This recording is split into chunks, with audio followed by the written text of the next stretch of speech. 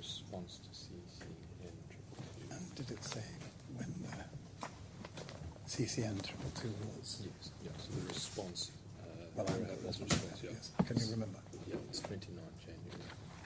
20? Yeah, 29 January. Ah, 2019. good, okay. So, great.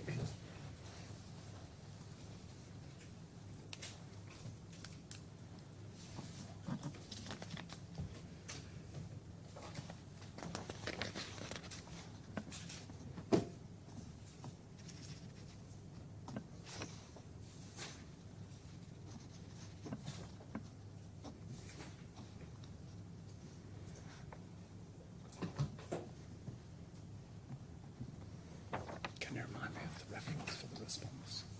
Yeah.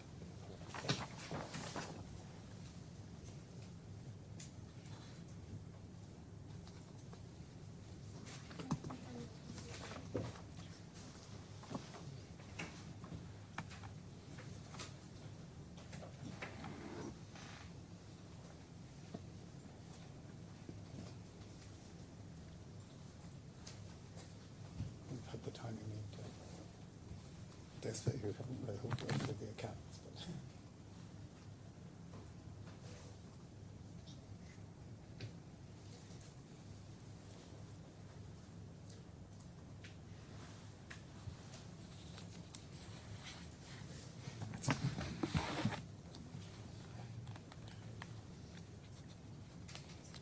No, it's not in here.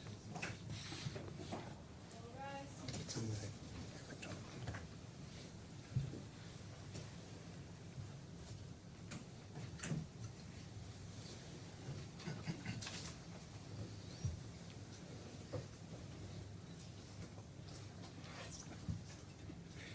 No, please, Your Honour. Yes.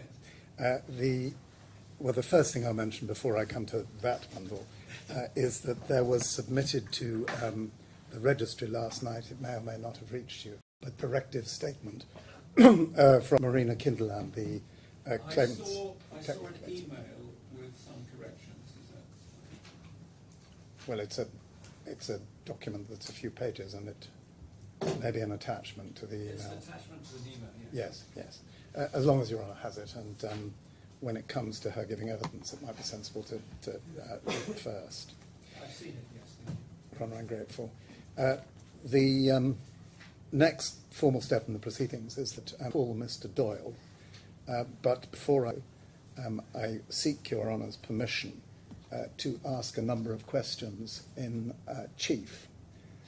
Those, if I can take them in order, the first group of questions, and there won't be that many, arise out of the disclosure that has been sought and made, and that disclosure to date is in the white bundle Your Honour held up when you came into court.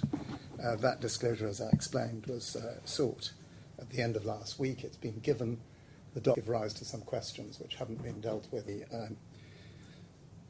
in the witness statements, and there are maybe a couple of matters of elucidation that I wish to seek answers to before Mr. Doyle is cross-examined, arising out of that disclosure. Yes. The second area is the delay claim, the CCN 222, which is in Divider 2.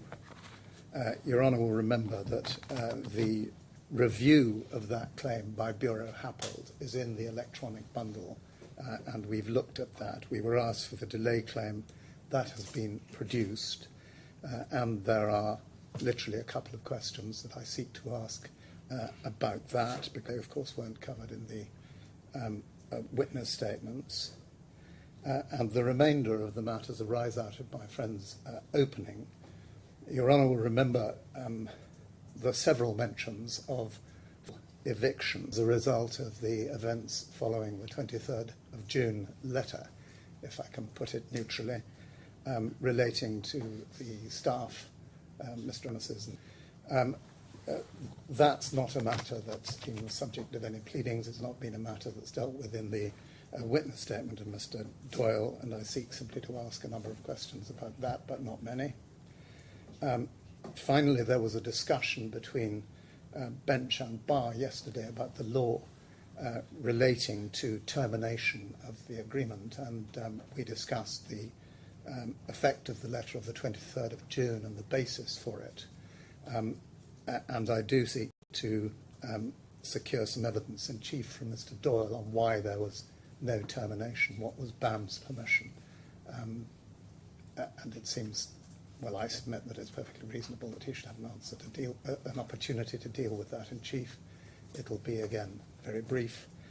Finally, it was suggested today that Mr. Kultai, that Kultais, rather, were the claim consultants. Yes. And that's, according to Mr. Doyle, factually wrong, and I wish to seek evidence on that.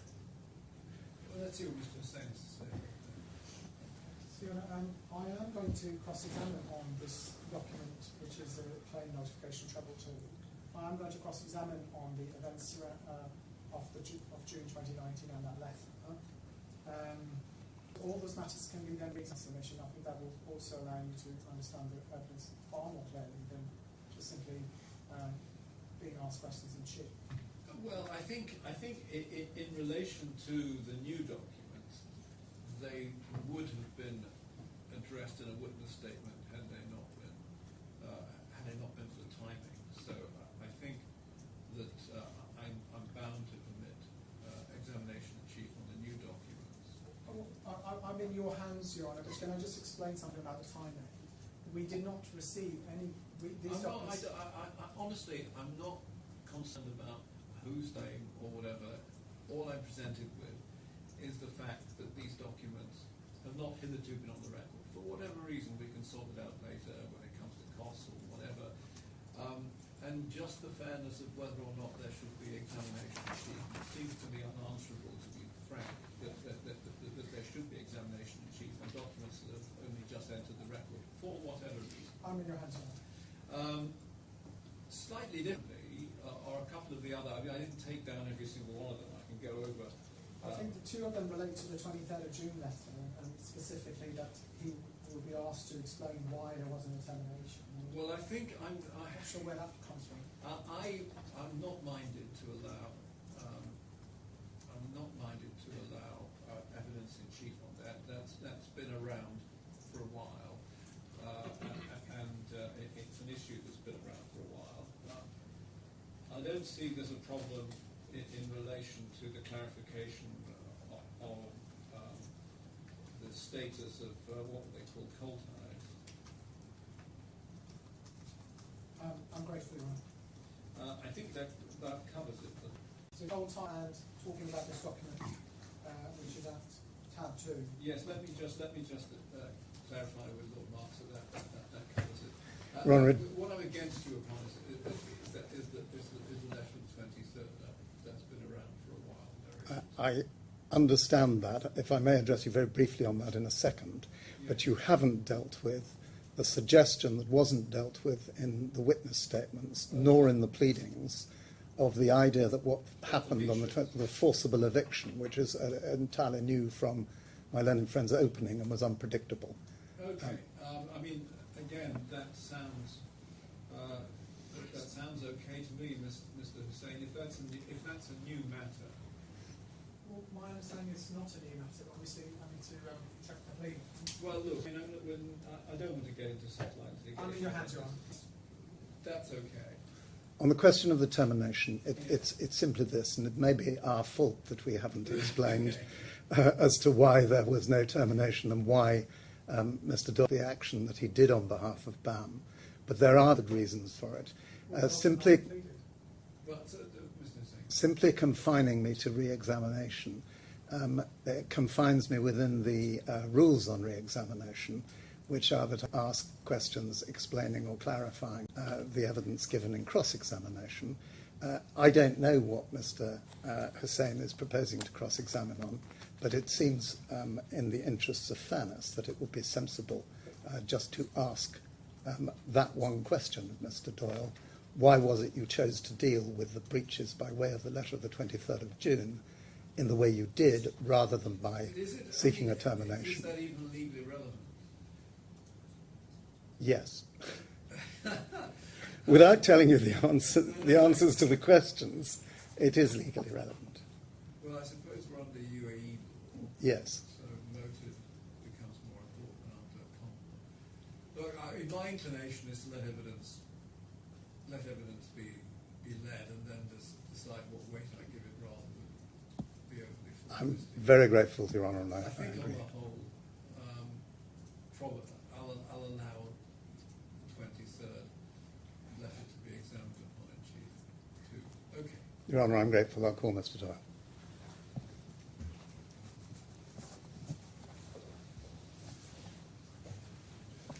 I'm taking it that that's the witness box over there.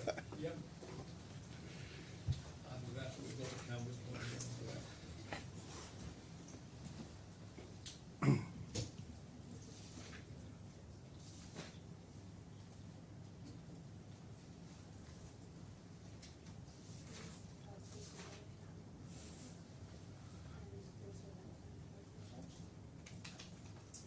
I swear by Almighty God to tell the truth and nothing but the truth.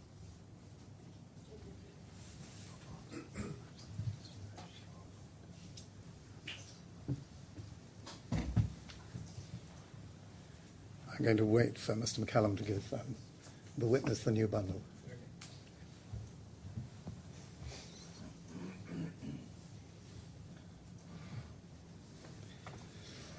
Mr. Doyle, your full name, please, Dermot Anthony Doyle, and your address.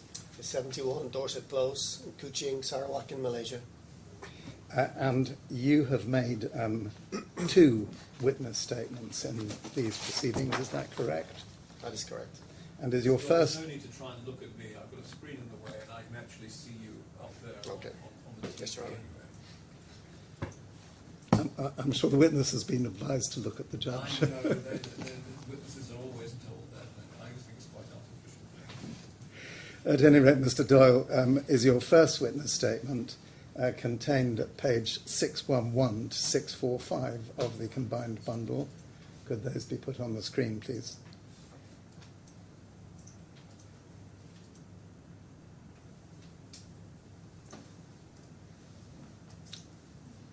So that's the first page. I'm not going to ask the operator to scroll all the way through. I'm going to ask you to go to page 645.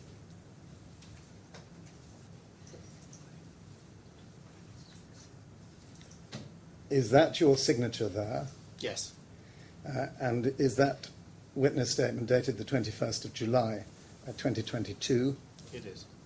And would you look, please, at page 651?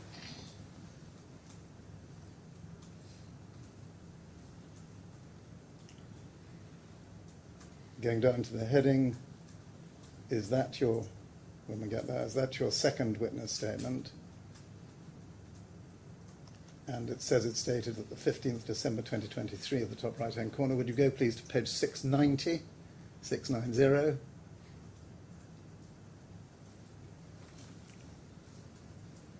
And would you go, please, down the page? And is that your signature again? It is. Dated 15th December 2023. And you'll see you've made it true that you believe the facts set out in this witness statement to be true.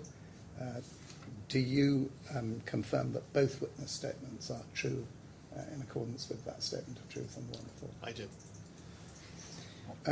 I'm going to ask you a number of questions. First of all, about the recent disclosure.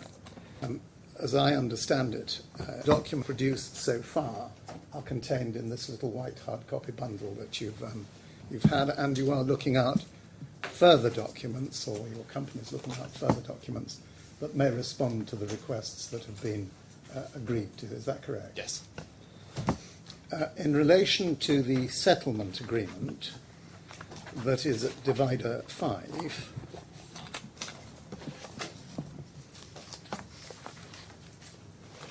that's a settlement agreement between Dubai Future Foundation as employer and BAM Higgs and Hill LLC as the contractor. Is that the settlement agreement that effectively settled the final account? Yes. And I'd like you to look, please, at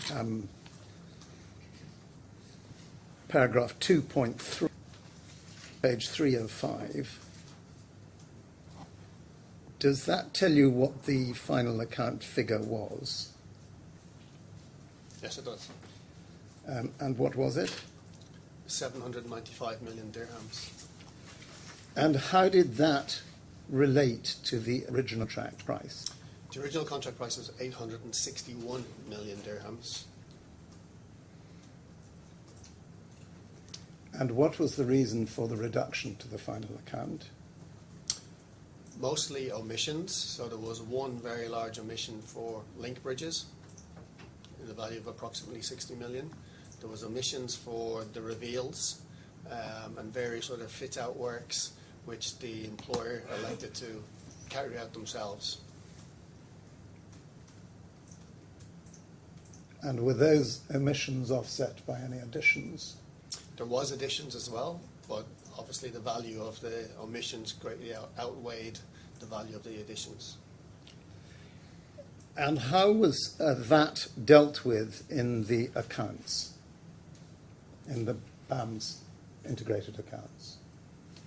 So It may be sensible to think about the 2019 accounts, which are, yeah. well, the 2019 report is in divider 1, and I don't ask you to go all the way through it. And then there were the 2022 accounts, I think, which were relevant.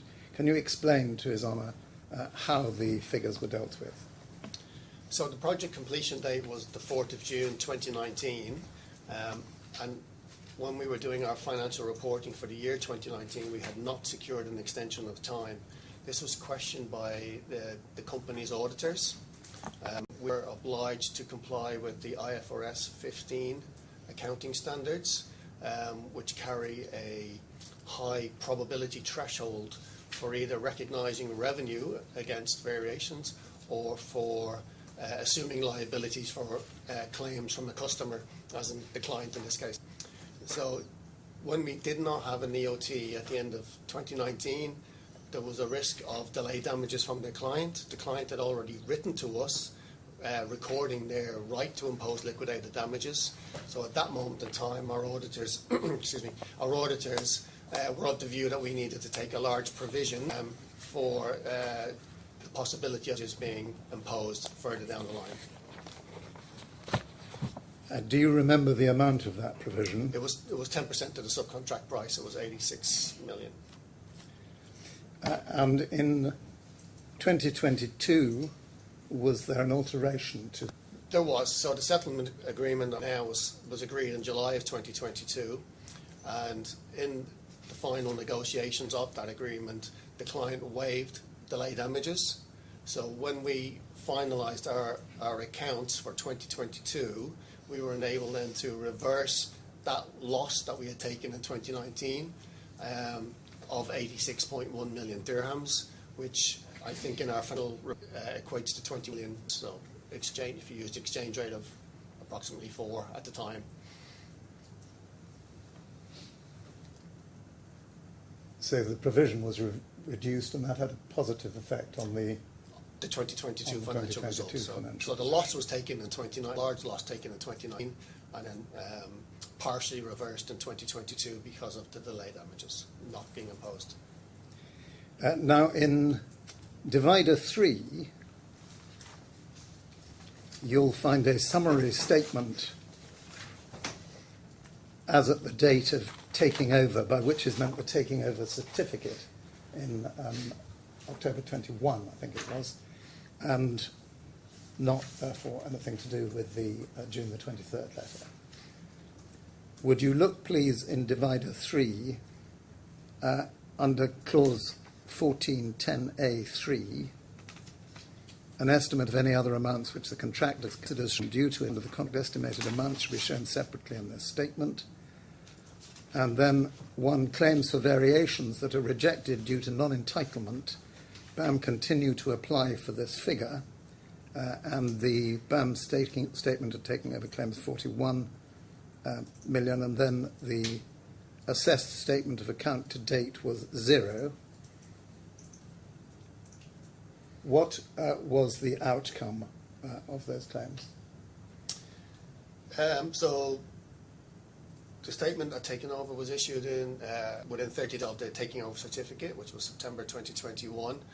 This is the response from the employer's consultant.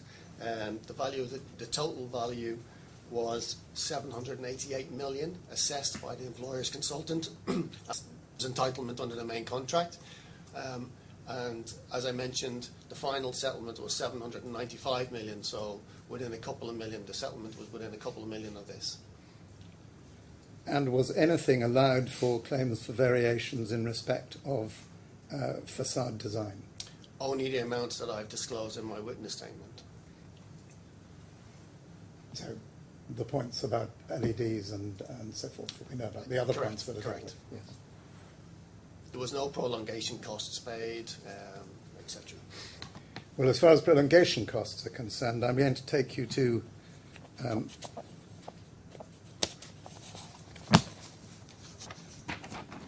Divider 2.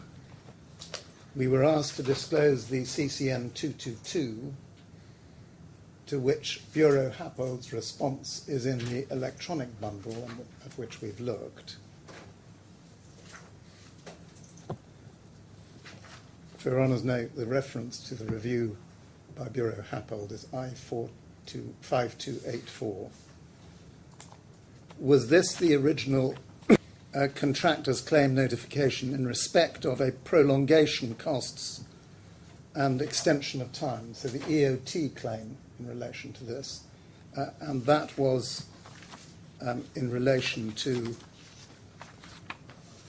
the facade, largely? Yes. I'd like you, please, to look at section 6 on page 32.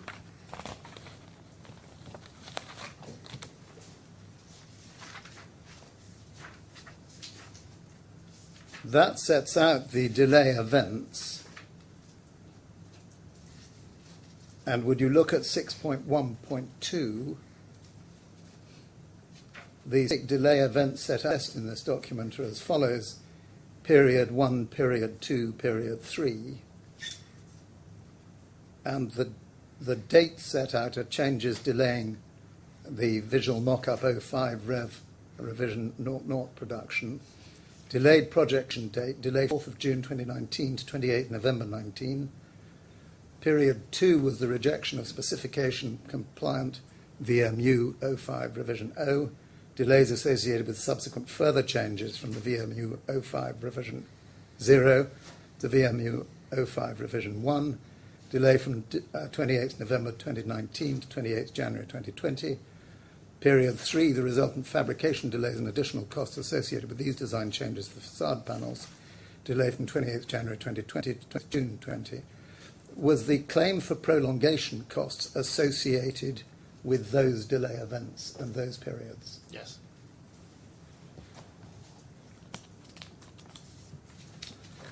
I want now to ask you about another issue. You were here yesterday, were you not? And you heard a number of references to forcible eviction following the 23rd of June letter. Can you tell His Honour what happened following the 23rd of June letter on the ground, and was there any forcible eviction of anyone from the site? Prior to the 23rd of June, the subcontractor, in our view, had effectively abandoned the works. There was no longer any senior management left. Dr. Affan had already left to France in April 18, rather suddenly. The designated project director was Bachar Jahabi, and he was removed from his position in June 2019 and replaced by Dr. Affan as the project director for the project moving forward, albeit he was in France. So there was no effective in June 2019. We contacted Dr. Affan, asked him to return to the UAE to engage with us, ensure that the subcontract works were continuing, basically to continue with the work. He refused to come back, and that really left us with no option as of the letter of 23rd of June to basically step in and assume full control for the fabrication of the panels in the factory. There was no management there to forcibly remove, and on the contrary, from my recollection, and I had to deal with some local court cases because of this, the defendants would, almost on a daily basis, phone the police and try to have us, accusing us of trespassing in the factory. So eventually what we did was we took a copy of the addendum, translated that in Arabic, and we provided a copy at each of the factories. So when the police showed up at the call of the defendants, we showed the police a copy of the Arabic version of the addendum, satisfied that we had them there. There was a number of times when our senior management, project management, had to go to the police station, and this was just something that was continuing. So in terms of us forcibly removing them, I think it was they were there, whoever was there was trying to forcibly remove us. As far as the staff, that is the staff who were employed by Affan, did they remain employed by Affan, or did you take over their employment contracts? How was that arrangement dealt with? So, on the basis of the addendum, we had full use of the facilities, the staff and the resources. So we were already engaging with them. They were still under the employment contract of Affan, and they remained under the employment contract of Affan. We had been paying sums of money to Affan companies, whether that was AIS or their building systems company, depending on which bank account they wanted to be paid into, and Affan was dispersing, or supposed to disperse, that money to the staff. After the 23rd of June, we started just to pay them directly, but they were still employees of Affan.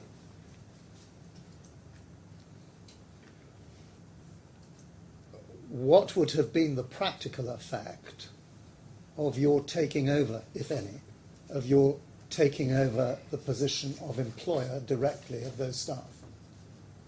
We wouldn't have been able to, from an employment point of view. It wasn't contemplated. It was a short-term arrangement, and it was effectively a continuation of what we already agreed in the addendum, only that instead of paying Affan the company, we were now paying these individuals directly. They were still doing the same job. They were still engaged with us, but there was no contemplation that we would hire them directly and issue new employment contracts. And in fact, I don't believe they could have done that, because a couple of dozen of them were not paid by Affan and then initiated court cases against Affan in the local courts to recover money that was outstanding. So my understanding was that if they resigned and worked for somebody else, it may restrict their entitlements in the local courts, the labour courts. It's a complicated business here in any event. Yes. Visas and sponsorship. Well, I was going to elicit an answer on that. His Honour's raised it. Would there have been any effect on their right to remain in the UAE if there had been a change of employer?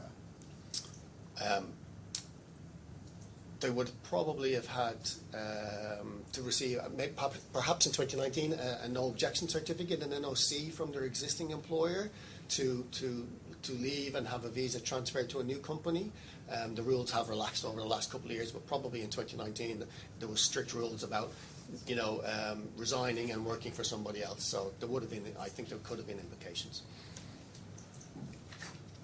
As far as Mr. Affan was concerned, did he ever come back from France before the completion of the works? No. And as far as the premises were concerned, you had access to the premises.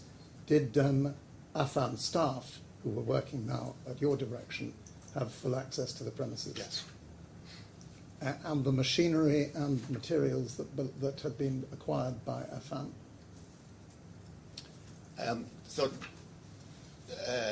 They were available in the factory. There was some instances of Affan staff under the direction of what we believe under the direction of Dr. Affan removing controllers from machinery and removing servers and sending those to France. I believe he communicated to the employer sometime in June 2019 that he was now returning these back so that fabrication could resume and the machines could be used.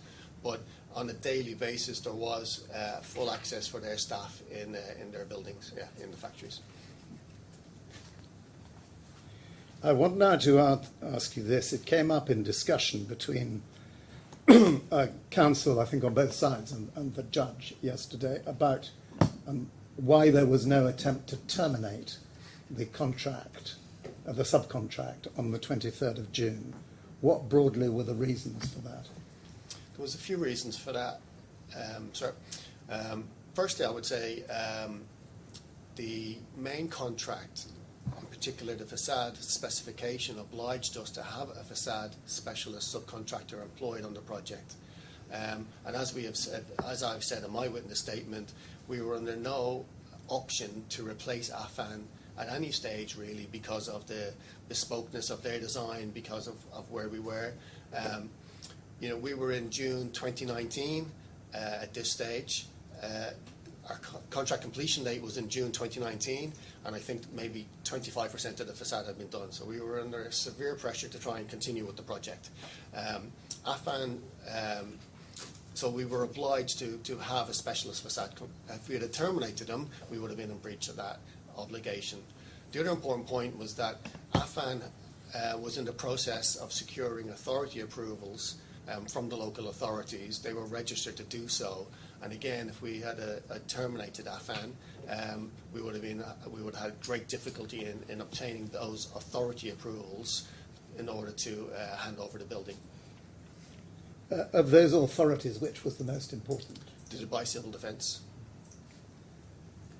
And what would have been the effect on the Dubai Civil Defence of Affan's departure and the termination of the subcontract? So there was specific fire testing was required, PMU testing mentioned in the addendum, and Affan was obliged to demonstrate that their works would satisfy local authority, particularly Dubai Civil Defence, fire regulation tests. If that had not continued and we could not secure that, they would not have issued a completion certificate for the building, and we would never have been able to hand over the building to the client. Simply as that. They were controlling all of the documentation and the processes for achieving those fire tests.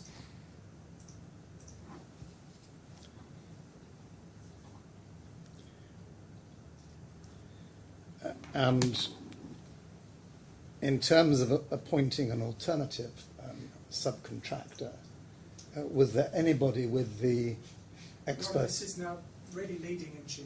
This really is now Trustee saying, I'm going to make submissions on the weight of this evidence, but this is really...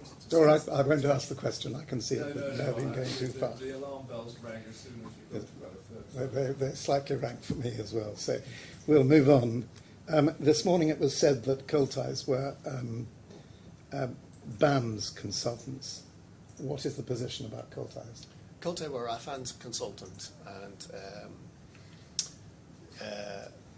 they produce reports for Affan, and in fact, Affan asked us to pay their invoices for them in the purchase and payment requests schedules that we have in our documents. So there was a request specifically from Affan to pay money to Coal Ties, who was working for them. Right, that's all I ask. Thank you very much. If you'd wait there, please, Mr. Doyle, you'll be asked some questions by Mr. Hussain.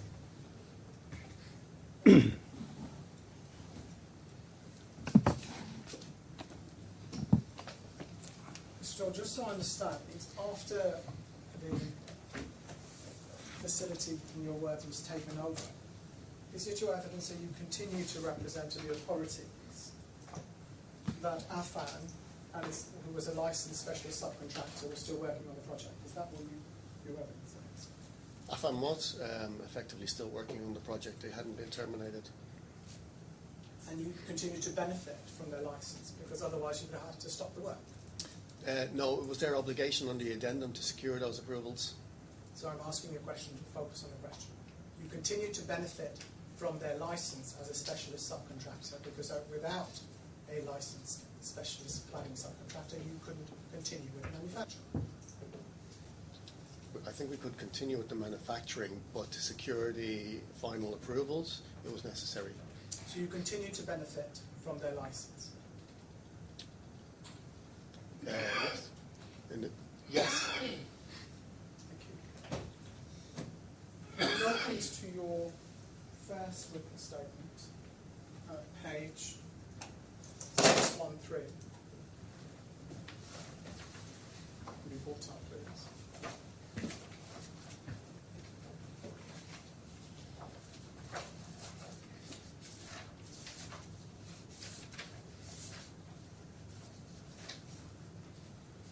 You have no engineering qualifications, Mr. Doyle? No. You have no technical qualifications whatsoever, correct? No. So we go over the page 614, paragraph 7. You have a Bachelor's of Business Administration and your experiences as a contracts and commercial manager, yes? Yes. Who was the technical manager for BAM on this project? Dennis McNellis. Dennis McNellis? Is he still at BAM? No. Who was the manager in charge under Mr. McGillis for the facade? Pablo, can't recall his full second name. Jarragaberi. Yes. I'll give the transcriber the spelling. Is Pablo Jarragaberi still at BAM? No. Did you speak to them when you were writing the statements? No. So the statements are without any input from them. Yes.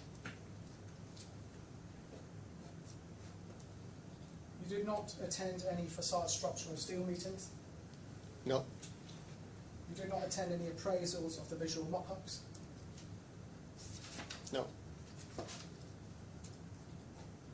Okay. So if we go to this new document, CM Treble 2, sorry, so it's called CM Treble 2, which I understand was produced or submitted on the 29th of January 2019. When did you first see this document, Mr. Doyle? In late 2018.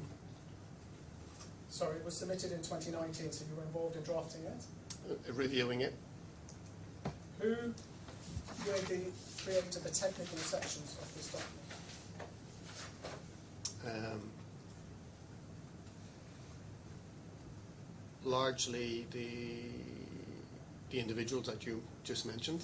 So this document contains the input of the technical personnel at BAM who were involved with the contemporaneous events, yes? Technical and commercial, yes. And programming as well. Just to be clear, this document was not ever sent to Affan, correct? That I cannot recall. Well, my instructions are it wasn't, and We certainly sent them extracts of it. All right. How do you have a memory of that? Because I've seen that recently. You've seen it recently? Yes. Did you send them? My colleague sent them. What made you see that recently, Mr. Doyle? In reviewing some of the document requests. So last week? Yes. Okay, we'll come to that in a moment. But this document was never sent to Affan as far as you're aware? That I cannot recall. Thank you. Okay, come back to this document in a moment.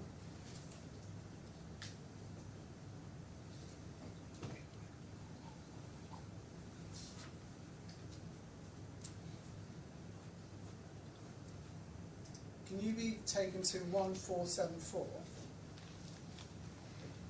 Sorry, with the combined one. Combined bundle, I'm so sorry. Combined bundle 1474.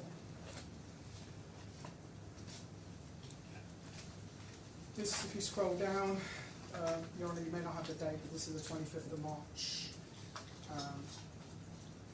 The this is a approval with comments of visual mock-up 5 on the 25th of March 2018. I think you've explained entirely understandably that as commercial manager this is not something you would have seen.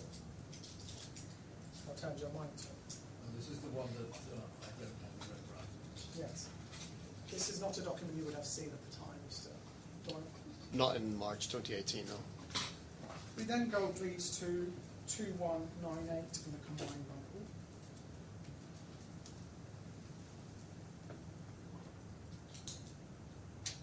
On the 26th of March 2018, Affan sent to Mr. Farias, the operations manager, a letter headed Delays and Risks. If you go scroll down, please, operator. It says, Dear Majid, as a facade subcontractor, we acknowledge receipt of your letter dated 28th of February. We refer to our correspondence dated 26th of March, outlining the impacted as-planned revised programme submission, and now duly advise the contributing causes for delay that has a total impact of 169 days. And then they say, pursuant to subclause 28.3 of the subcontract agreement and clause 8.4a, extension of time as per the main contract conditions, the subcontractor notifies of the delays to the works and its intention to claim for an extension of time. Would you have seen this document when it was sent to Mr. Farias? I don't recall. Okay. And we then, if we can go, please, to the operator, if you can go, please, to I-5284. This is the Bureau Happold review. Your Honour, if you wanted to this in the hard copy files at tab 45, we can follow that. Thank you. And it refers to, if you scroll down, please, 7th April 2019. Sorry, go up. Sorry, I'm so sorry, that's my fault. It has a headline, if you go to the top of page 1. Sorry, operator. CCN Treble 2 Interim Claim Notification, ERC Review Response. Would you have seen this response when it was sent, Mr. Doyle? Would it have been brought to your attention? Yes. Okay, if we can go to page 12 in this document.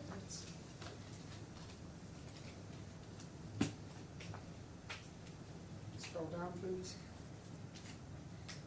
And we see a table of correspondence. It refers to an earlier version of CCN Treble 2 issued on the 9th of April 2018. Would you have been involved in producing that document? I think that's just a letter, but no. Yes. Would you have been involved in that? No. Right. Would you have been involved in the subsequent correspondence on CCN Treble 2? I would need to see those correspondence.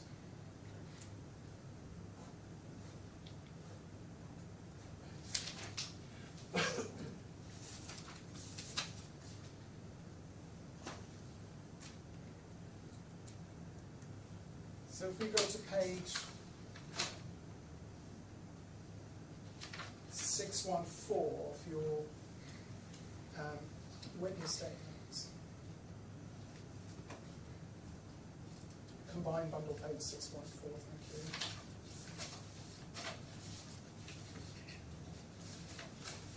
Where you say, in paragraph 9, as the area commercial manager, I am heavily involved in overseeing and supporting the commercial day-to-day operations of the projects within my area.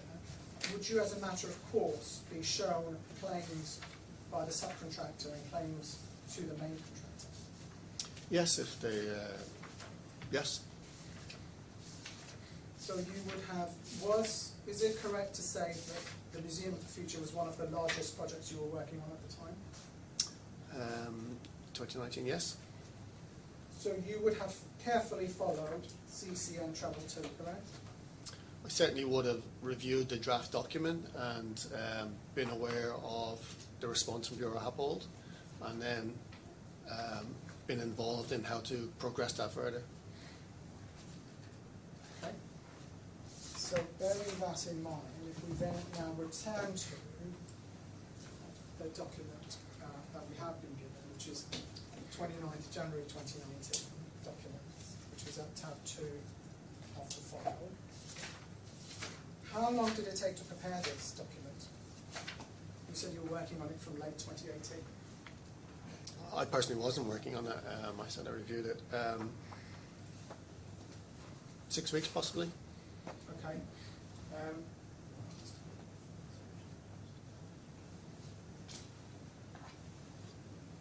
So just so everyone understands, what was the nature of your review or contribution to this document before it was sent out?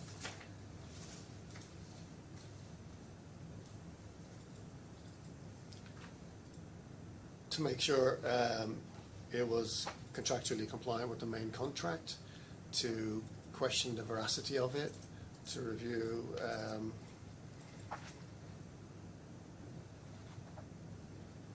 the delay events, and to make sure that these were tied back to the main contract program.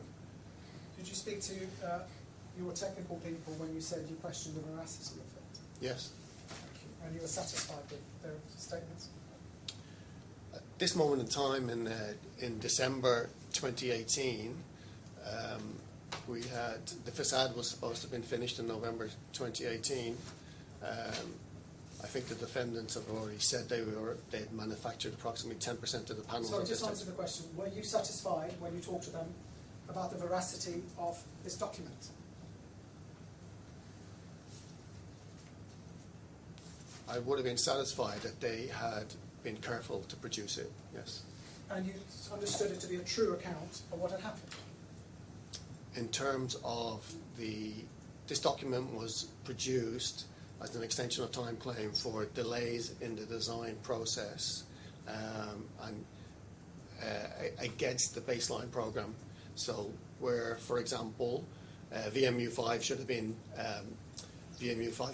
produced and signed off at a particular moment, it was to cover those delays. Right, I think it's quite a simple question. I think you already said quite fairly that you weren't involved in the design and you wouldn't have the technical knowledge to be so involved, correct? Of the design, yes. And to the extent this quite detailed submission states facts which came from your technical team, you have no reason to doubt that those were true. No. Thank you. We then go within the document, please.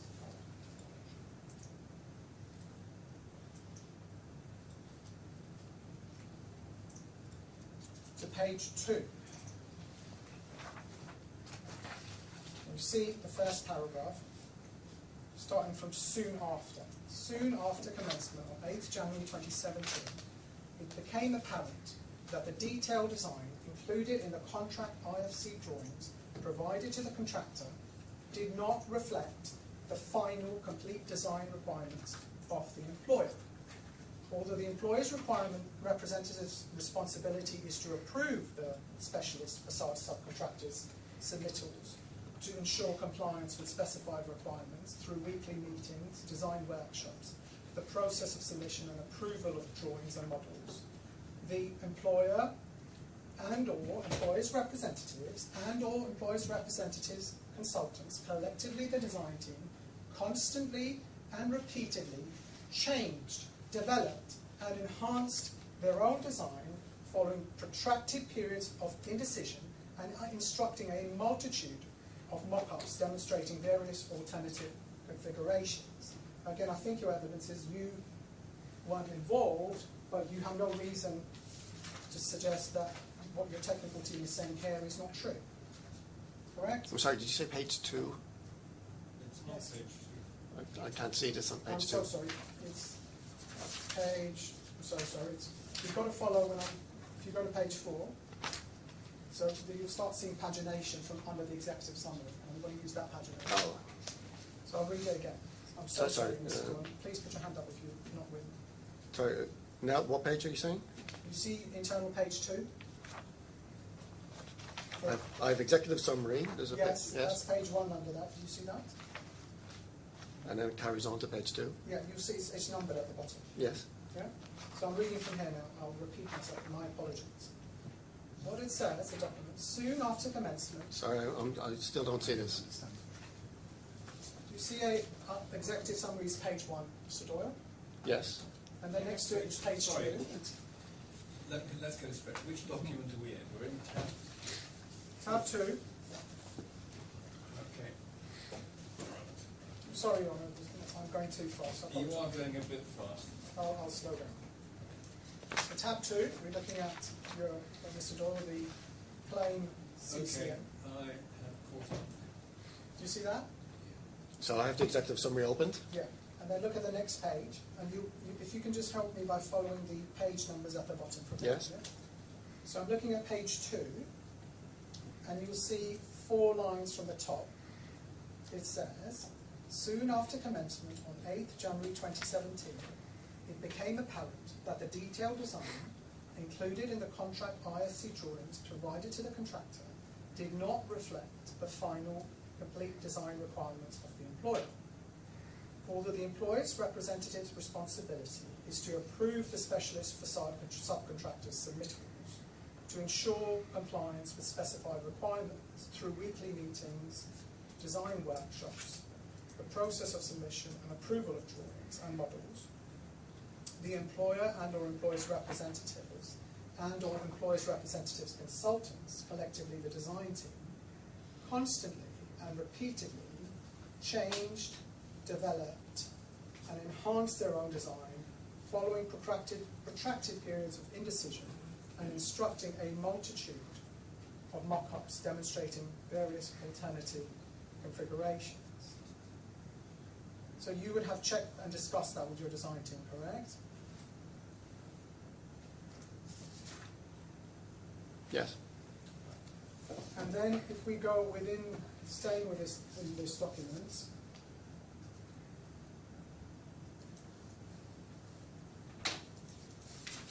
to page 35,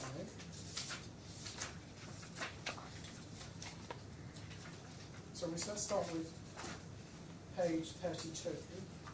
You were taken to this delay events, and you were taken to paragraph 6.1.2. Who produced this section to your knowledge, Mr. Doyle? Because it's obviously dealing with facts of the design. Do you recall who produced this? Individually, no, but as I mentioned earlier, I think the design team, the design individuals.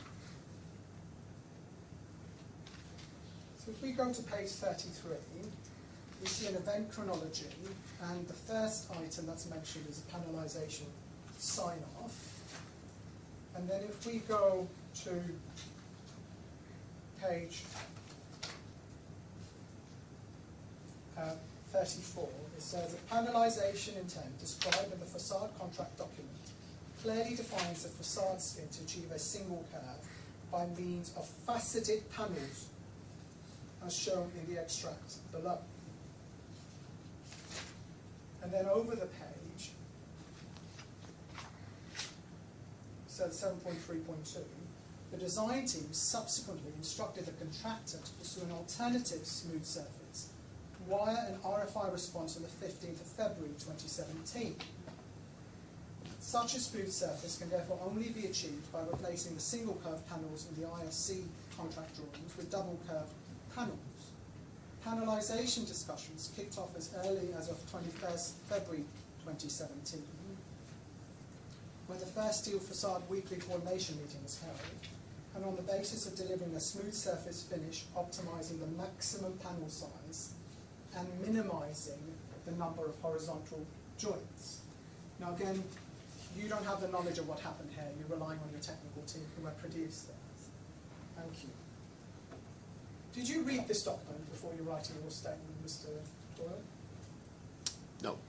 Is there a reason why you didn't return to see what your technical team had told you had happened in deciding the panelization? Is there a reason why you didn't check it? Or did it just slip your mind? I wasn't part of these design meetings, so it wasn't a topic for my witness statement. Did you, sorry, you're aware that the topic for your witness statement, which you do address, is what sums are due to the first defendant under Yes. the subcontract. And one of their largest claims is for changes to the panel design, yes? So did it slip your mind that there was a lengthy submission talking in detail about the reasons for the change in the design? Did that not cross your mind? I don't recall.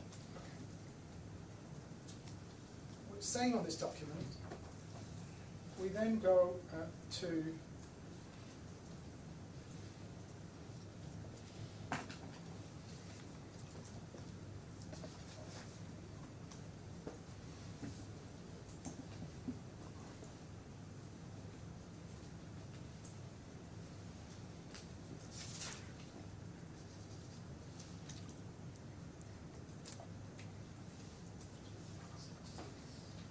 page 76, please, in the document.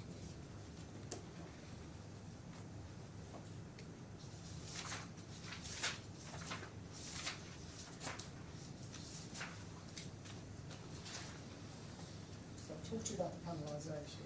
You see an entry for hexagonal patterns at page 76. Again, this is from your technical team, correct? Yes. And it says hexagonal patterns. The design team were unhappy with how their design panelisation looked, in inverted commas, in the VMU05 Rev 0 presentation, and subsequently instructed incorporating hexagonal patterns in the stainless steel to overcome the resistance of the sheet thickness, as the specified 0.8mm grade 3166WL to being double curved to the upgraded geometries of the project's panels. Comments received back on VMU05 Rev 0 included the rejection of vertical hairline joints in all locations and instructed a full width panel length of stainless steel, more extensively curved, be used instead to reduce the number of vertical hairline joints. The use of hairline joints or restrictions in using them was not covered in the contract specification. Again, this is coming from your technical team involved at the time. Yes. We go over the page.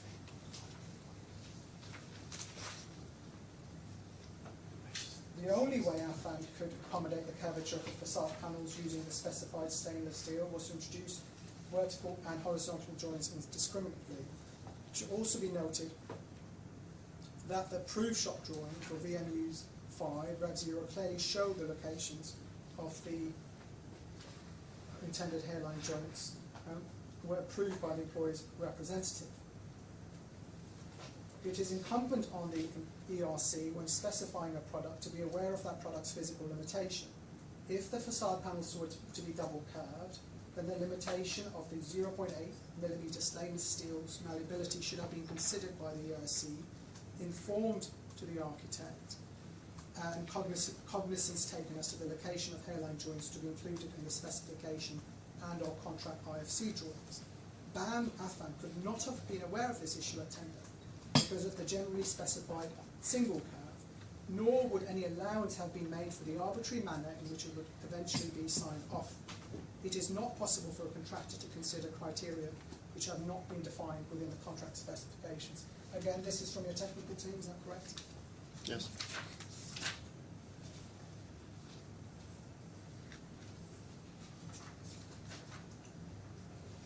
And then if we go please to page 79, we see paragraph 8.5.9, the instruction to split the panels into hexagonal pieces vastly increased the time required for laser cutting the raw stainless steel sheets and increase the ratio of material wastage. Is that from your site team or your technical team or both? Or you don't know? That I don't know.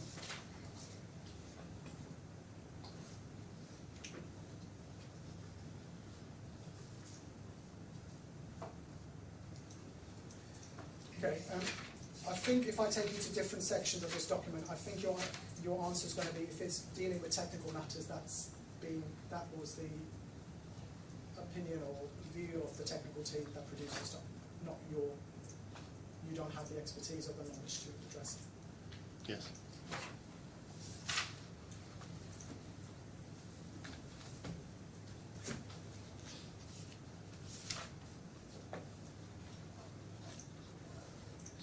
Okay, so that's all I'm going to ask you about the changes to the design. If I then look at sheer spending, cost, will you go please to combined bundle 2716, please.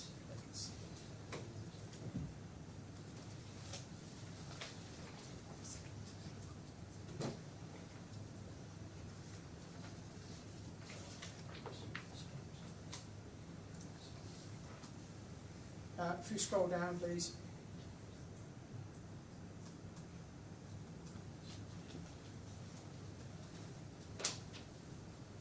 Say a letter on the 9th of December 2020. You scroll down, I just want to see who signed off, please. Operator 2717. Signed by Mr. O'Sullivan. And if we go to 2722,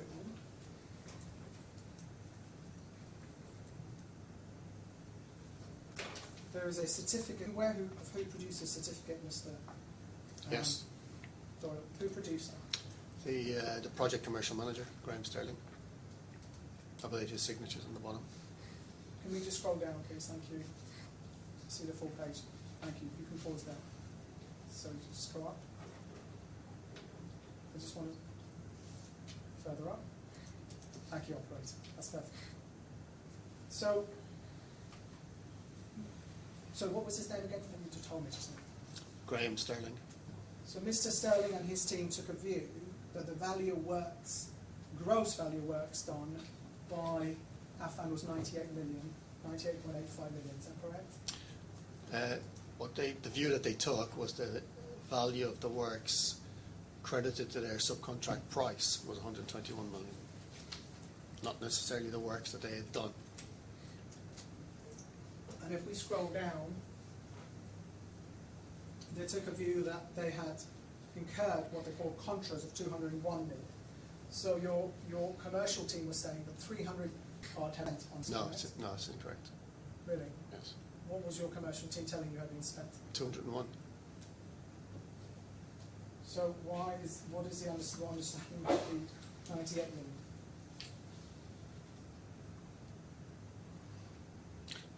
The 98 million? Yes. So that value that Affan would have earned had they carried on with the works. Right. Let's just stick with those figures then for now, because obviously the claim has different movements. This is obviously I'm not sure I understand that answer. If they carried on the work, that surely would have been the first line, value of work. Yes. The 98 is gross. That's the work that's been achieved against the 121, isn't it? The 121 is against the original 125 subcontract price. And then there's an adjustment for versions, negative 22 million. The work done suggests that that's actually been completed. It's physical work that's done, yes. The certificate is to indemnity that had Affan continued with the subcontract works, this is the value of the adjusted subcontract price, and then the introduction of the contra charges so that we could then determine a value to recover. But isn't it the contra charges against the actual value of works executed? Not what they would have. The contra charges are derived from costs. Yes, that's what I'm saying. Yeah. I'm not talking about the contra charge. I'm talking about what they're deducted from. They're deducted from the earned value, aren't they, rather than the actual contract value? They're deducted from the earned value, yes. So the earned value is a 98 million, isn't it? Yes. So that value that your company took as to the value of work done by Affan. Not necessarily the work done by Affan, but the value of the work that was done. Well, if it was work done by yourself, you would have concluded the contra charges, wouldn't you? Have you prepared this document so you can't speak to it any further? Are you speculating, or were you involved in creating this document? No, I understand this document. Were you involved in creating it? No, but I would have been part of discussing it. This was produced at my request. Is there any other document where you have taken a view on the value of work? You say the 98 is in the value of work done by Affan. Is there any other document where you looked at the value of work done by, to your knowledge? This was one of several interim certificates that were produced. So we were periodically notifying Affan, as of this moment in time, the value of work done against the subcontract price is this amount, and below that is the value of costs incurred to do that work outside of the subcontract price. Okay, let's look at it in a different way. I don't want to debate with you what the meaning of this document is. We have this. You were aware that even when BAM did the work directly, that the work cost far more than the subcontract amount, correct? Yes.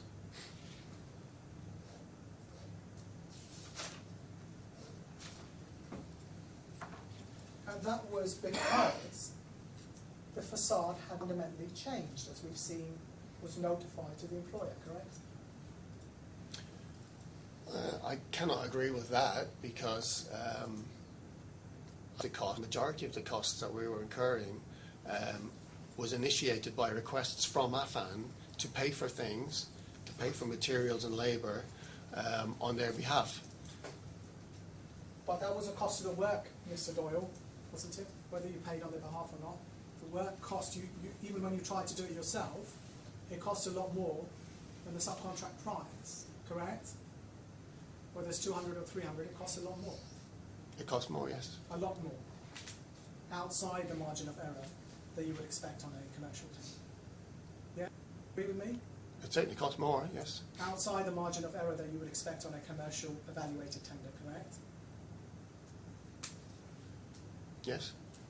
And the view that you took, based on the suggestions by your technical team, was that this massive cost increase was because of changes to the facade design, correct? The narrative in CCN 22 was obviously, as I explained, produced and submitted in 2019, and it was a defence against delay damages. The facade was on the critical path, and it was a document produced to try and secure an extension of time claim for obvious delays in the project. Well, that's not answering my question. You're not suggesting, and you've already given evidence on it, so you're not suggesting that there were false statements made in that narrative, are you? No. Okay. So, based on the careful, true narrative from your technical team, your understanding as an organisation was that massive increase in cost was because of design changes. Well, as I said, CCN 22 was for delays. So I'm asking you a particular question, I'm not asking you what CCN 22 is. The view within BAM was that the massive increase in the cost of the facade works was due to design changes. I think there was probably different opinions in BAM. Well, is there any document where any other reason is suggested for why you, even when you're doing the work itself, is costing so much more? Another document? Yes. No, I don't believe there's another document. Okay. Thank you.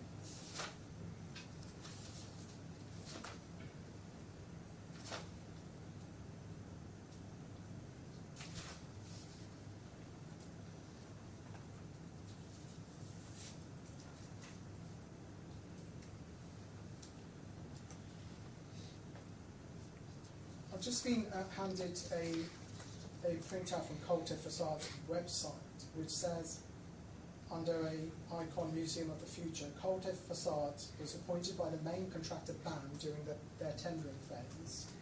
Following their award, BAM appointed us to provide ongoing technical assistance in developing working solutions with the subcontractors and oversee the serialisation of the project until handover. I'll arrange for copies of that. So can I just ask you if you have a good memory of whether or not Coulter was appointed by BAM?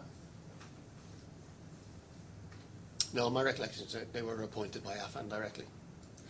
Did you check that? I'm aware Affan has just to pay invoices that were issued by Colte to Affan on their behalf. I am aware of that. When did you check last? And if you can't recall, then please tell me. When did you check last who appointed Coulter? Did you look at their appointment recently? No. Okay. Can you think of a good reason why they would say on their website that they were appointed by the main contractor BAM during their tendering phase? Publicity, I don't know.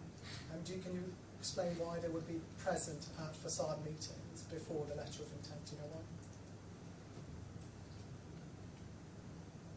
Because they were, Affan were attending those meetings as well. Right, so that's your understanding. Yes.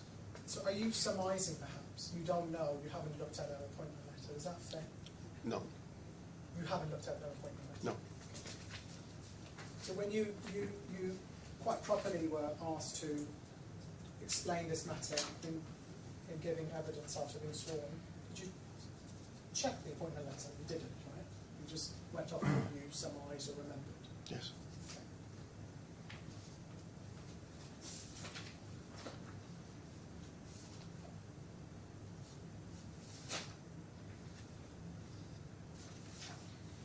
Did anyone at, just looking at this document here, did anyone at, to your knowledge at BAM, ever advise you on what sums were due to Affan, the absence charges? Because obviously the contract charges assume a certain view of your client, your employer's rights. Did anyone tell you, well, this is the value of work they've done? Yes, it would have been attached to this document.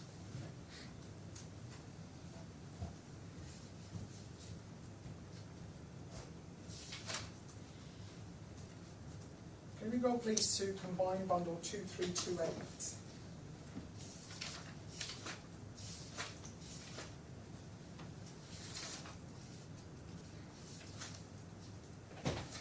Combined bundle 2328,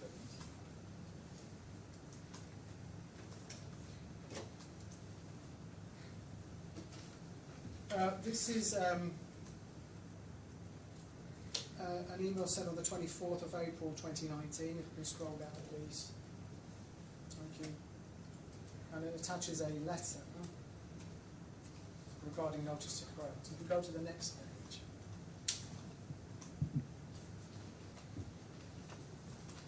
So that's on the 24th of April 2019. I think you were in court when I read it out, but I'll refresh everyone's memory.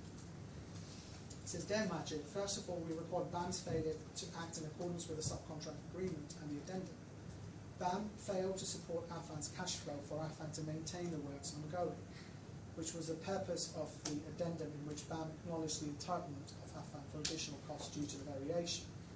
Affan has never accepted to have a duty to finance a project. The variation was initiated and acknowledged by all parties. Affan fulfilled its obligations and provided BAM with full submission, including all substantiations to the value of the variation. And it is the main contractor's responsibility to obtain the approval on the variation from the employer. Affan does not have any contractual relation with the employer. Affan's contractual relation is limited to BAM.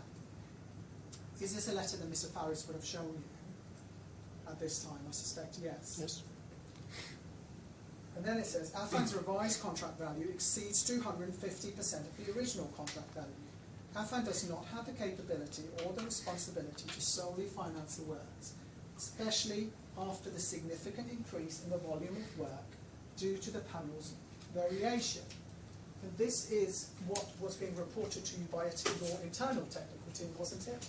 That there had been changes to the panels that had led to additional time and cost, correct?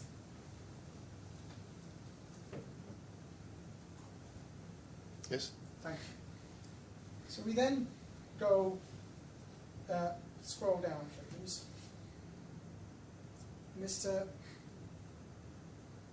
Sorry, I'm trying to remember who's got the letter, but Affan continues. On the 1st of April 2019, a meeting was held between North 25, I understand that's Miras's new name or alter ego. Can you help me with who North 25 is?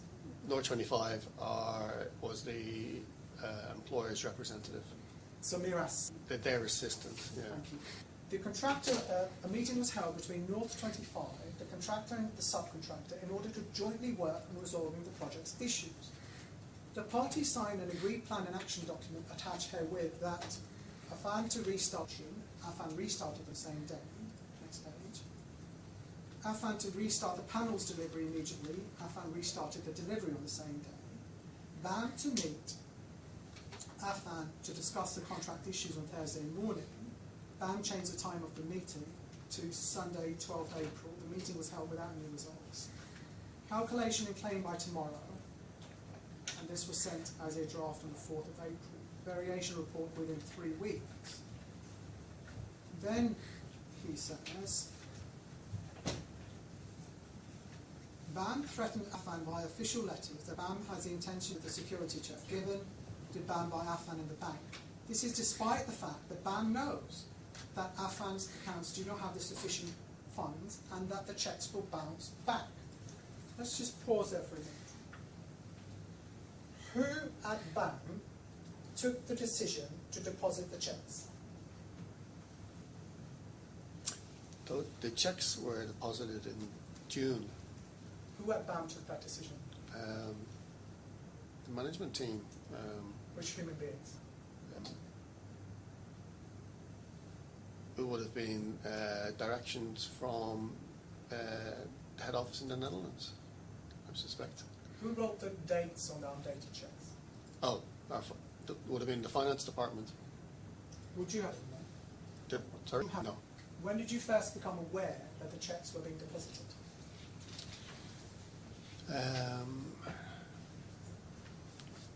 Around the time they were deposited, within a day, couple of days, that decision was made.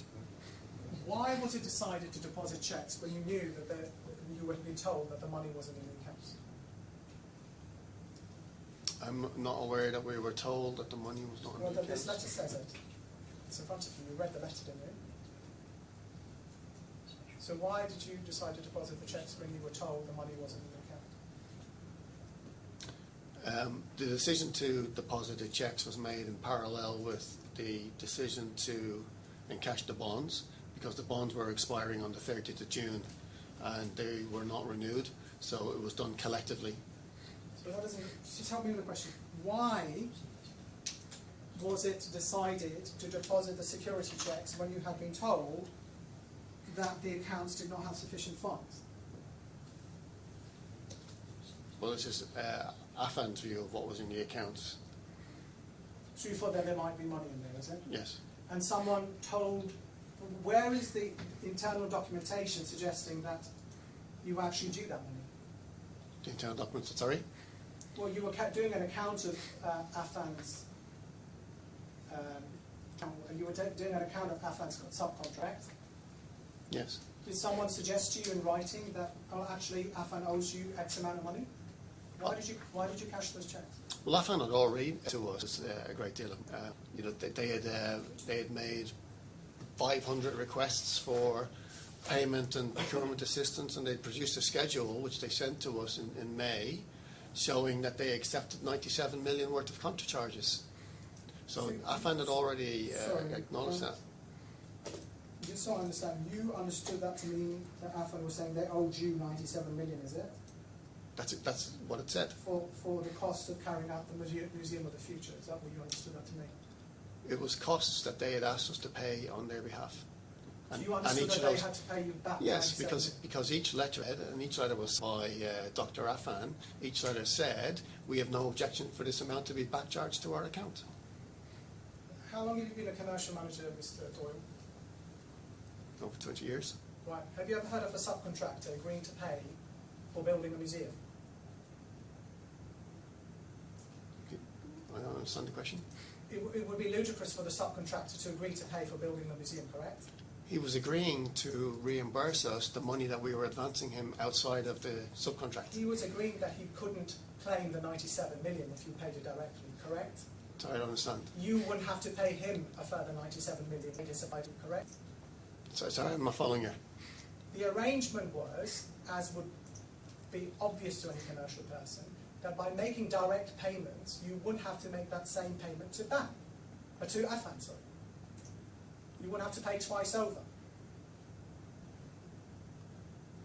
We were making payments at their request to be deducted from the subcontract price. So instead of paying him directly, the money was then to be paid to his supply chain and deducted from contract price. But there was still a balance in favour, wasn't It was diminishing all the time there? because No, that's not an answer to the question.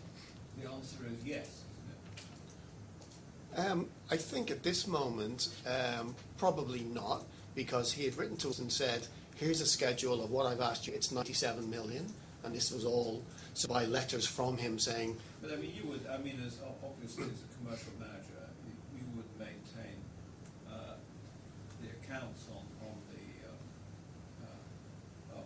subcontract, so you would know at any given time what the balance was and in whose favour. yes, And are you saying then that at the point at which the cheques were cashed, there was a balance in BAM's favour? yes, Okay, and do we have a document, a contemporaneous document that shows that there was a balance in BAM's favour at the time when the cheques were cashed? there will be one of these payment certificates. The one that we saw was dated in December. There will be an earlier one of those that will show the account would have been in BAM's, to BAM. But, Okay. sorry, but each of those payment certificates, Mr. Doyle, which you say were created in your direction, is that correct? Well, no, they're created because during the subcontract, so we're still in a moment where Affan have not removed themselves from the project, so we were issuing regular monthly certificates. This is part and parcel of the subcontract. Each of those certificates are premised on the notion, which is not accepted as you're aware, that somehow the addendum allows you to claim from Affan the actual cost of carrying out the work above the subcontract price, yes? They're premised on that notion, correct? At this moment, these certificates are produced with values of the requests that they were specifically making, which came to the tune of 97 million, as I mentioned, in May 2018. Those were 2019. payments made directly to suppliers and subcontractors. You were satisfied that those were the actual costs of the works for the museum. It's not being suggested that those payments were somehow not the genuine costs of the museum, is it? Well, I think there is some evidence that is the case. Right. But if you're wrong, this is, I think, where I need to explain the question to you better. If it's not correct, as you suggest, that under the addendum, Affan has to pay the additional cost of carrying out the works, then Affan was in fact owed money, right? If you couldn't contracharge them, they were owed money. They hadn't been paid the full value of their work. They hadn't been paid work, they weren't paying for the work themselves. Right. If we go to file 22, which is the quantum joint statement, page 9, just trying to get the, have you, sorry? File 22 of the electronic, yes, I think you were there, operator. File 22 of the electronic bundles, the joint statement.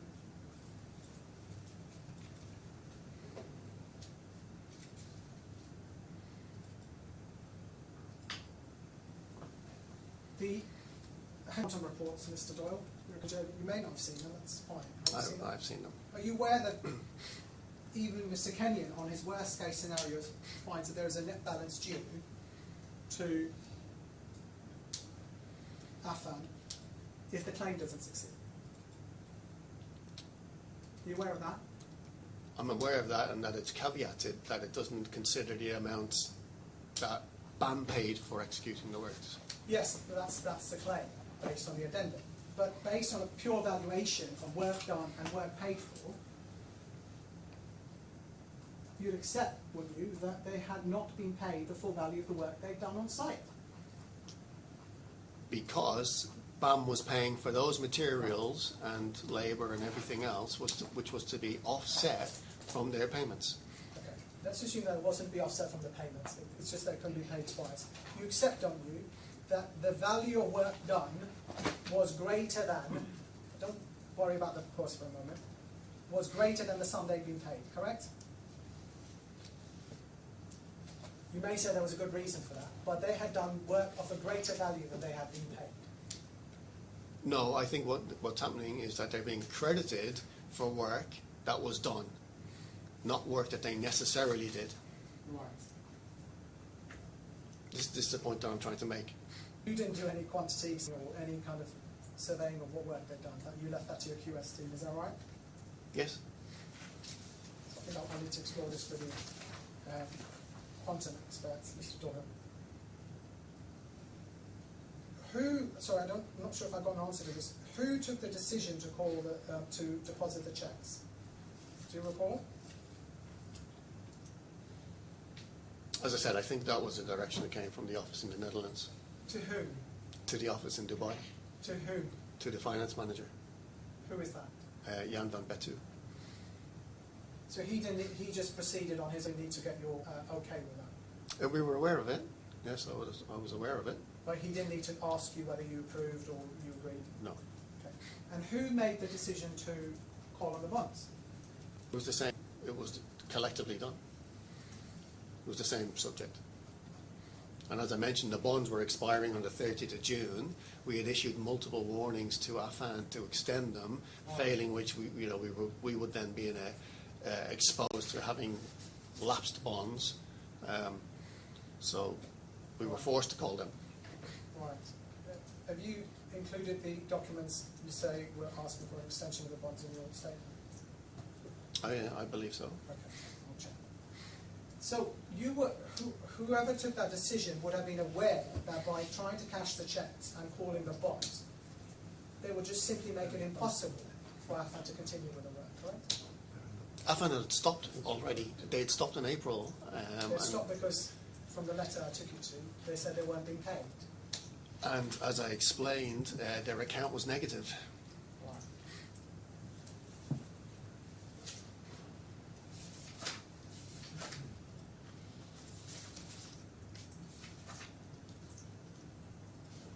You can return to that letter on perhaps 2328.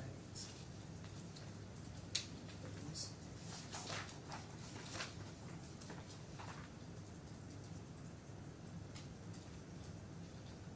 And we go to, next page.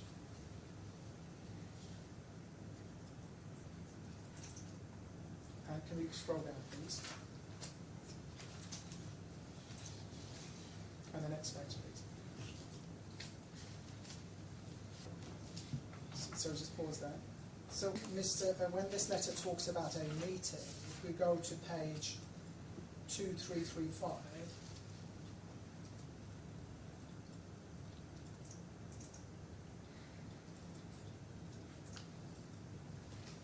scroll down, agreed plan of action on the 9th of April 2019, meeting with Dermot to discuss the contractual issue. And then, I think, did you sign this? No. Who signed this, do you know? Or you can't Yes. For BAM, it's... actually, I'm not sure for the BAM signature, but David Fagan's the employer's representative. Dr. Ammer's signature is on it. So the employer's And representative... Majid, sorry, that's Majid. Majid Ferris. Thank you, that's very helpful. So it's Majid Ferris, David Fagan, and Mr. Affan. Yeah. So it was an important meeting to involve the employer's representative, correct? The employers rapidly go and ask him. Affan were obviously not working at this moment in time and they were concerned about the progress. Well, what they do note in, if you scroll up, please. So scroll up on the same page, 2335. Meeting with Dermot to discuss the contractual issues this week, Thursday morning. Calculation of claim by tomorrow.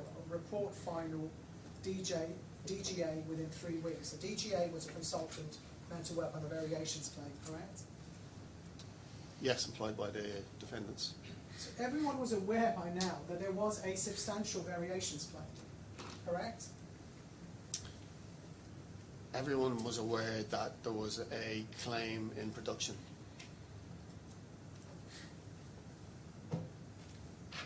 So how did you expect Affan to manage when it was being asked to produce at a cost vastly in excess of what had been anticipated?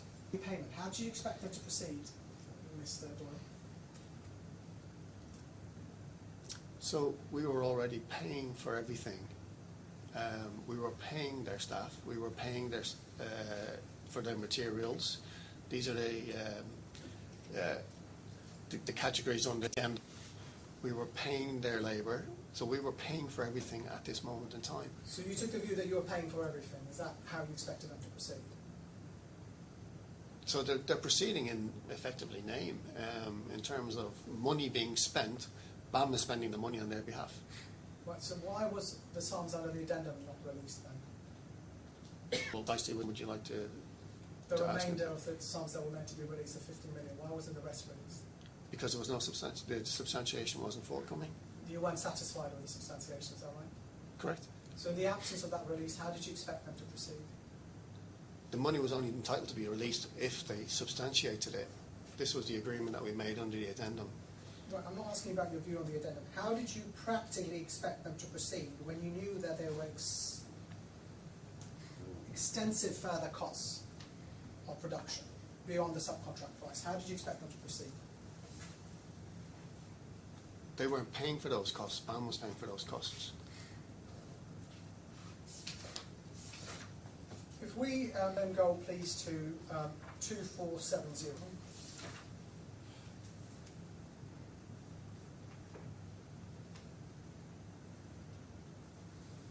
Scroll down, please. This is an email on the 26th of May, and it's to Mr. It says, after Affan voluntarily recommenced works from the 22nd of May 2019, it has been noted that most of the works on different stages of production haven't recommenced fully yet. Please see below activities factory-wise that have not recommenced.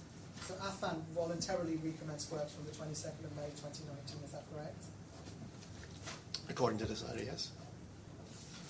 We then go, please, to 2537.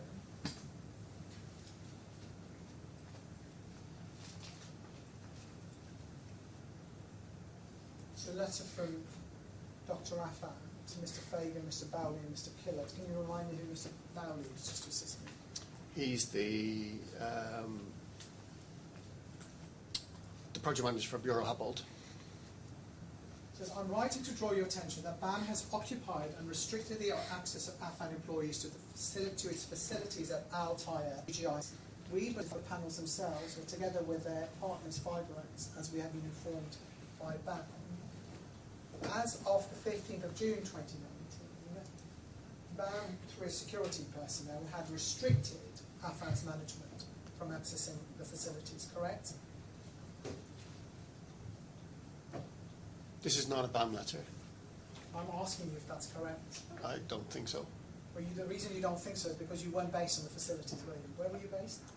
I'm based in the head office, but I would, at this time, visiting the facilities quite often. Right. So,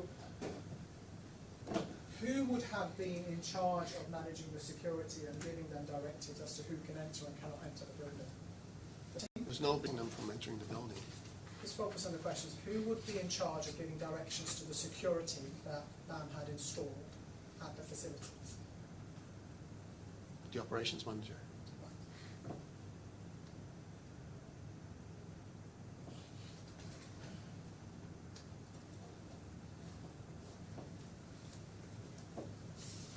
Did you check with the operations manager what actually happened in the June 20? Yes. What is their name? Mr. Fairs.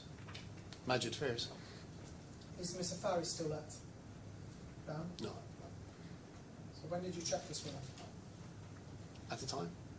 Okay. How did you check that with him? Face-to-face meet discussions. So then let's look at the next document we have. 2712. Scroll down. It's an email on the 20 June 2019.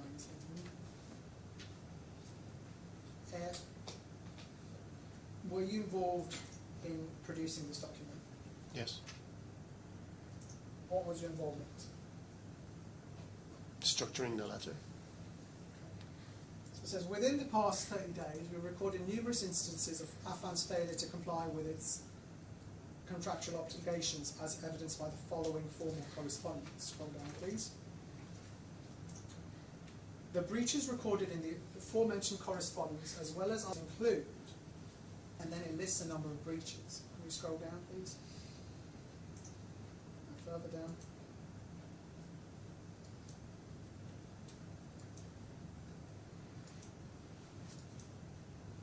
And then pause there. It says, pursuant to clause C6 of the addendum to the cladding subcontract, any and all costs incurred by the contractor and any loss or damage levied by the employer shall be recoverable against the value of the subcontract works, plus variations agreed by the employer.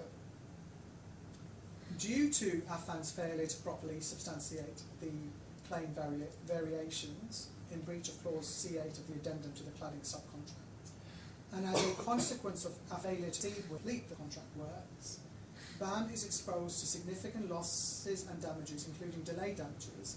BAM further reserve all our rights in accordance with clause 23.0 of the subcontract agreement. Who drafted this part of the email, Mr. Doyle? Our contracts manager, Who is the contracts manager? Brian McGee. As well with this. I would have reviewed it. But you weren't involved in suggesting that pursuant to clause C6 certain rights arose, etc. Did that come from someone else? Brian drafted a letter. Then it says, as a consequence of the above, and Affan's continued and willful neglect of its obligations under the terms of the subcontract and addendum to the cladding subcontract, despite being in breach of numerous provisions of the contract and the addendum to the cladding subcontract, BAM is left with no option other than to impose all available contractual and legal remedies against Affan in order to, 1, take over and complete the subcontract works, all at Affan's cost and risk, take over of all of the facilities listed in the addendum to the cladding subcontract. Who came up with this language, takeover? Brian, I would have guessed. And the takeover involved your security personnel forcibly restricting access to the building, to the management. That didn't happen. So when you said the police would show up, why was the police sent to the building? Why were they sent? Because Affan created this situation of trying to disrupt the regular progress of the works. They created this environment and were just deliberately interfering. Did you ever pay any money to Affan for taking over and using its facilities? Did we pay any money to Affan? Yes, corporate entity. Did you pay them money for using its facilities? No. We had that right under the addendum. Is that was your understanding, was it, that you Yeah. could use their facilities for free? Not for free, no. They were supposed to provide us with substantiation of running costs, which they didn't. Right. So, And then it got to a moment in time in. so I'm talking about after June 2019. Yeah. Well, they effectively backed themselves. So the agreement to pay for all that was in the addendum, and they withdrew their participation in the addendum, if you like, at the end of March 2019. They withdrew all of their substantiation and documentation, and they were relying on a variation claim. So they didn't apply or ask for this money that would have been paid had they substantiated it pursuant to the addendum. So you thought because they hadn't satisfied you, who had to be satisfied with the substantiation, Mr. Doyle? Who was it that had to be satisfied? Which person? The commercial team, yeah, collectively. You had to satisfy you? Not just myself, but our QS commercial manager, myself, yes.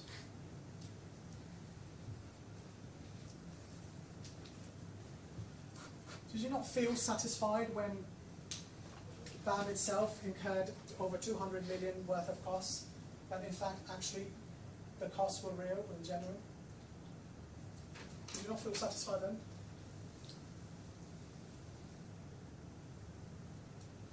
No, I don't think so.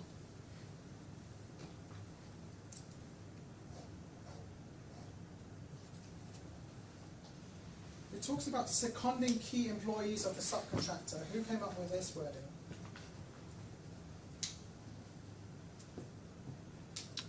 Again, it would have been the contract manager.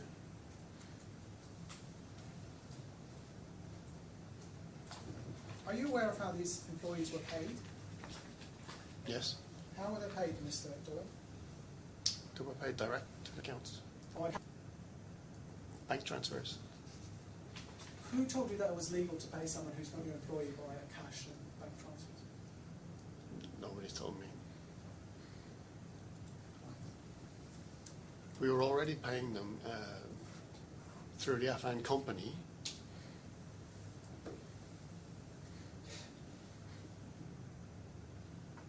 They weren't being paid by Affan.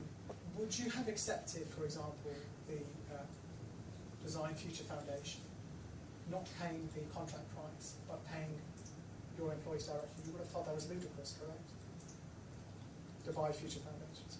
I think the situation is. But you would have thought that was ludicrous, correct? And probably illegal in your view? I don't think you can comment. Okay, but you would have thought that was astonishing and unacceptable. Yeah, I can't comment on this. So who came up with the idea that you could simply treat the company as non-existent, pay its employees in cash or direct bank transfers? Who came up with that idea? Affan themselves. All right. They weren't here. They weren't engaging with us. They stopped working. We were under tremendous pressure. You can see the client was heavily involved and insisting that the project is continuing. And we had an addendum that gave us the right to have access to their facilities and resources. Right, so that's that addendum. And that included their staff. The addendum was giving you all these rights, correct? Yes.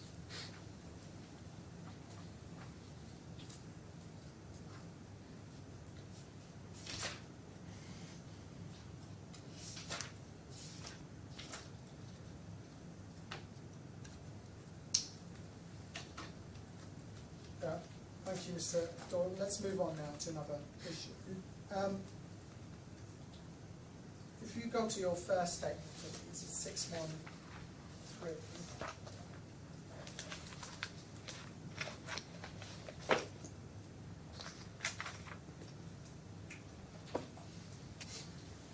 Paragraph 1, you say, I'm employed as area commercial manager in this matter, of the claimant in this matter. I'm duly authorised to make this statement on behalf of the claimant in relation to its application to re-amend its claim form. Were you aware of that amendment or re-amendment was? Yes. And that re-amendment was to essentially plead a claim against the second defendant personally, going beyond a contractual claim to include allegations of dishonesty. Were you aware of that? Yes. And well, that was very important for you to give evidence specifically alleging dishonesty on part of Dr. Affan. Was that suggested to you? I was told to set out my recollection of what and my interactions, in particular with D2 in this witness statement. Were you told it was important for you to use the word dishonest consistently throughout your statement? I believe that this was the subject matter of the hearing. Were you told to use the word dishonest consistently throughout your statement? I wasn't told to use it, no. So I've done a word search. You used the word dishonest 15 times in 30 pages of the statement.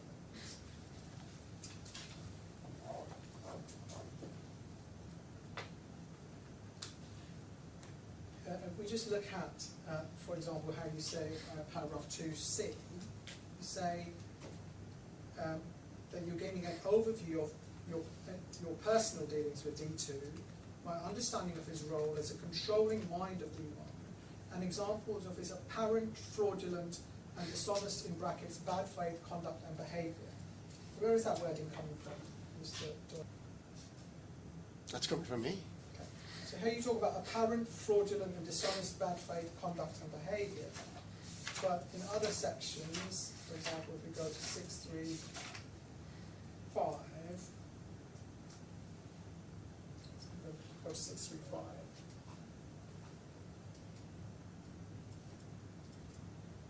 Paragraph 89.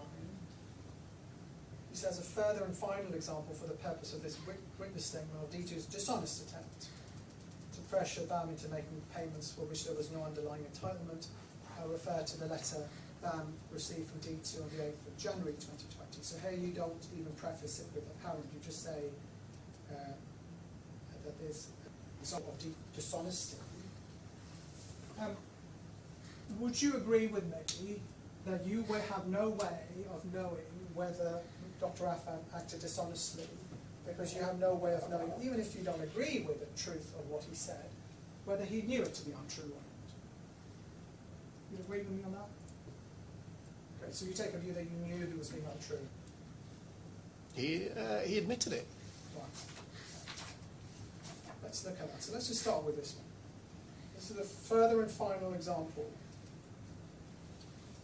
which you say was D2's dishonest attempt to pressure BAM into making payments for which there was no underlying entitlement. And you say that I refer to the letter as D2. Sorry, 63518.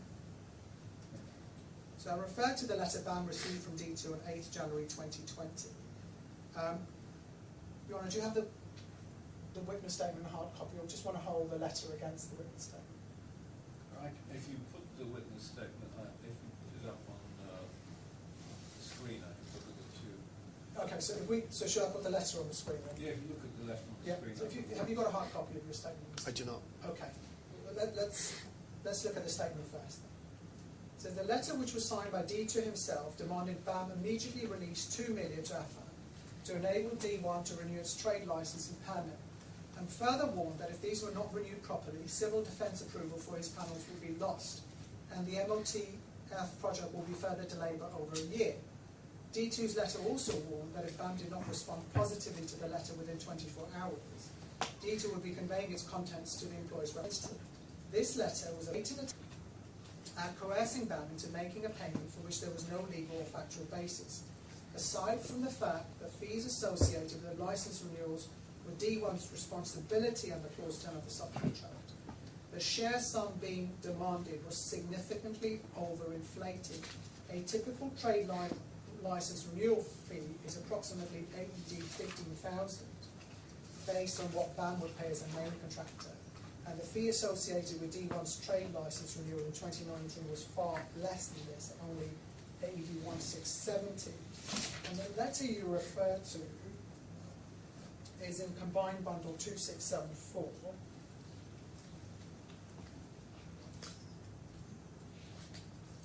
Combined Bundle 2674, please. Scroll. Next page. Next page, please.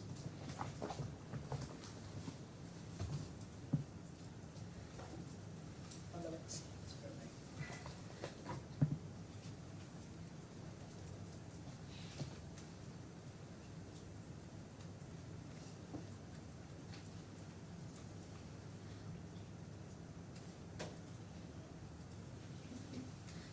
So can we make the letter visible? Zoom out, please. Sorry, operator, can we make the letter zoomed out? Zoom out. I don't know why I'm looking at the TV screen, it's not there.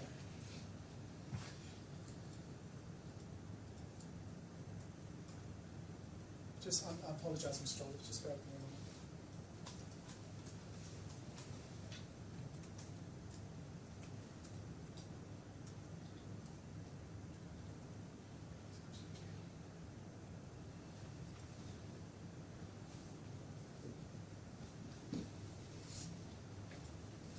Operator, can you hear me?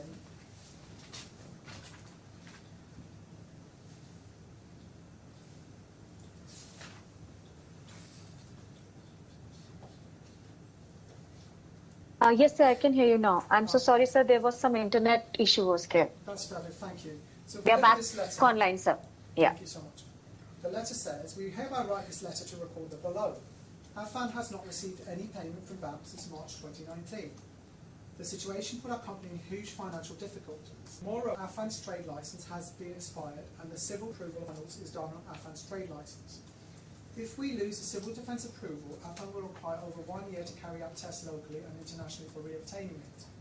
Due to the violation made by BAM, Affan does not have sufficient funds to clear the minor cases blocking its trade licence and to pay for the licence and the civil defence permit. BAM is immediately requested to release an amount of 2 million to Affan. This amount to be on account subject to final settlement for the MLTF project. In the situation that the licence and permit are not renewed promptly, the MLTF project will be further delayed for more than 1 year. If BAM does not respond positively to this letter within 24 hours, Affan will communicate the same with Mirans. And this letter does not say, Mr. Doyle, that renewing the licence costs 2 million, does it? It asks for 2 million. It asks for 2 million to pay for the trade licence and the licence for the civil defence permit and to clear minor cases. This letter does not say, Mr. Doyle, that the renewing is 2 million, does it? Not really. Right. So just work me through the process of where you decided to use this letter to say Dr. Affan had been dishonest. If we go back to your statement of 635.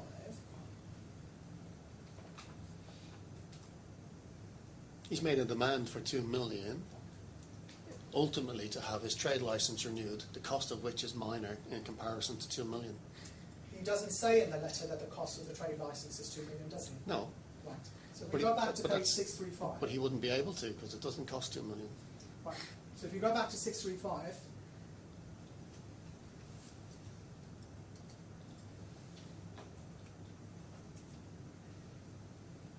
Page 635. Combined bundle 635.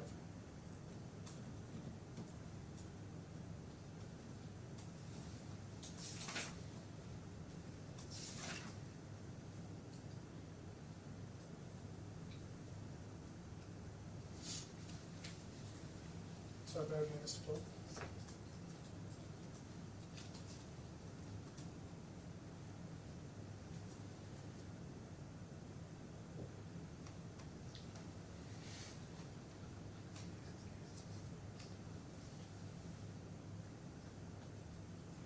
So sorry, sir. We are facing some network issues here. We are working on it. You want to, I've noticed the transcript seems to have paused as well.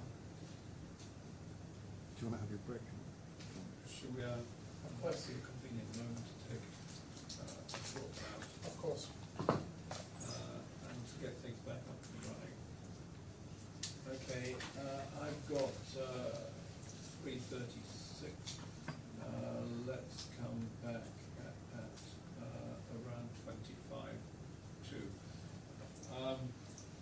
I'm sure you've been told don't talk to anybody while you're in the witness Yes, Your box. No, it's only 10 minutes. Yes, Your Honour. Thank you. Right. 10-minute break.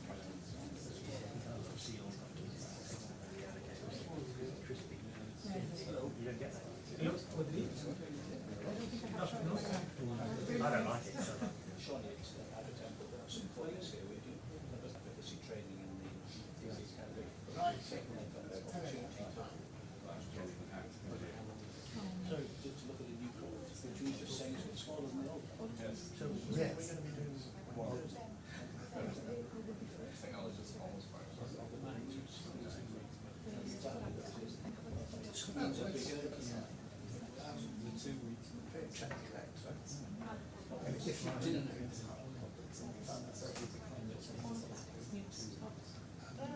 that doesn't see it.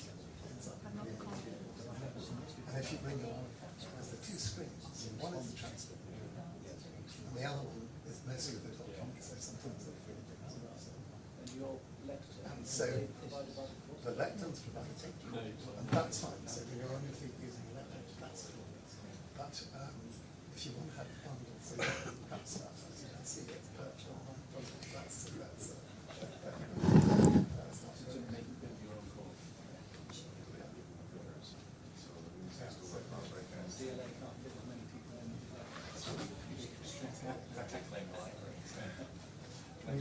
yes, of course, yes.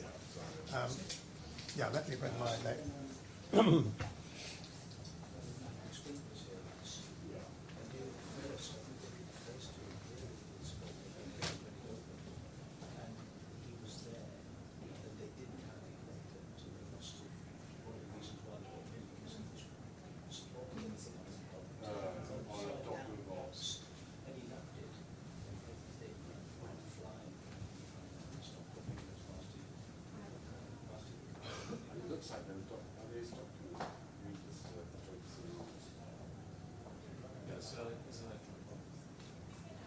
Yeah, no, the middle sort of looks like a mouse, but it's...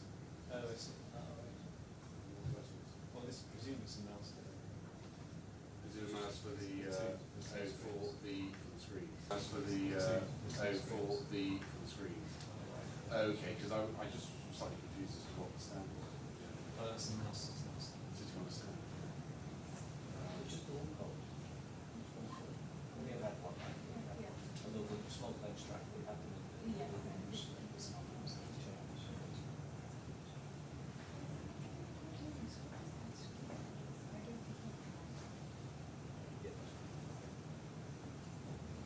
Yeah, so be online now. If you go back and watch the YouTube, it'll be on the screen. That's us.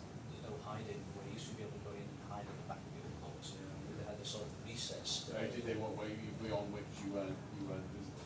So, well, it was really dark wood. Yeah. And there were black seats. Right. And if you sort of wandered in and then just snuck around the back, Yeah. nobody would pay attention to you. Or you could sort of sleep there quite So safely. you could say if you've not got off lunch, or Yeah. there's nowhere to hide. There's nowhere to hide. But yeah, so you've got one screen with the electronic bundle on it, and then the other which shows the YouTube channel. Yeah. It records even in recess, so we'll have those now. If you want to go up to it, you will be forever. My neighbours are growing. So let the three of us go. Let's the three of us go and stand in front of it. And then, You can I'll look at- get the clip later. You can look at something yourself. Three of us stand here, then it's like having our pictures taken in the court, because this is recording now. So if you look at the screen. And then I'll go back and retrieve this. It's live now, but once you've got the recording back.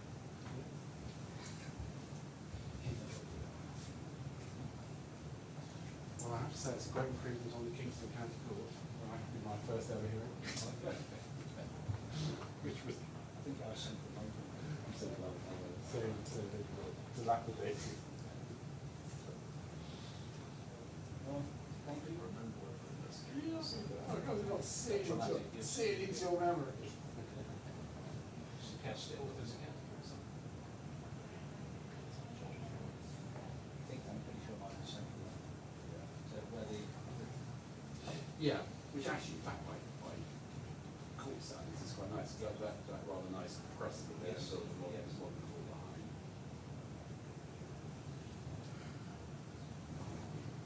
Great, thank you so much. there's no sort of demarcation, probably DNA was saying that space.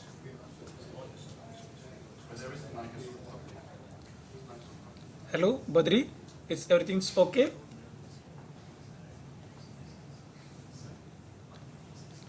Yes, everything is okay, Maruf. Yes. Okay. Okay. So all right. Okay. We'll be join the team soon.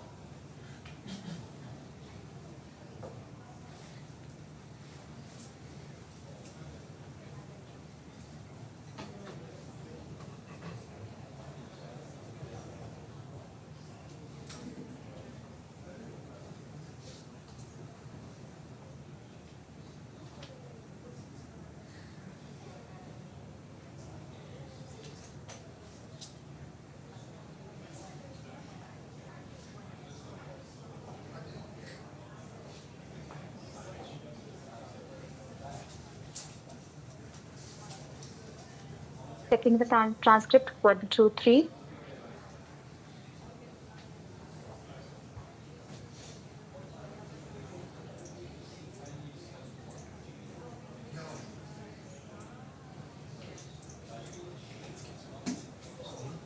Sir, can you hear me? Yes, we can hear you. Thank you so much. Thank you.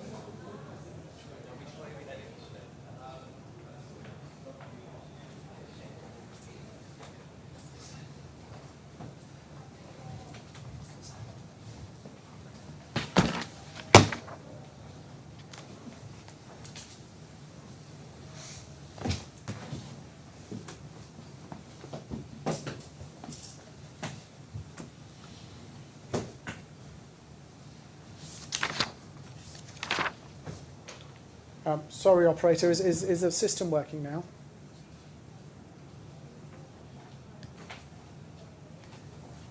Sir, could you please repeat the document number? Reference So I number? was at page 635, just to see if it's working.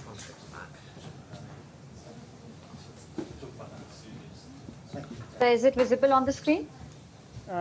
Not yet.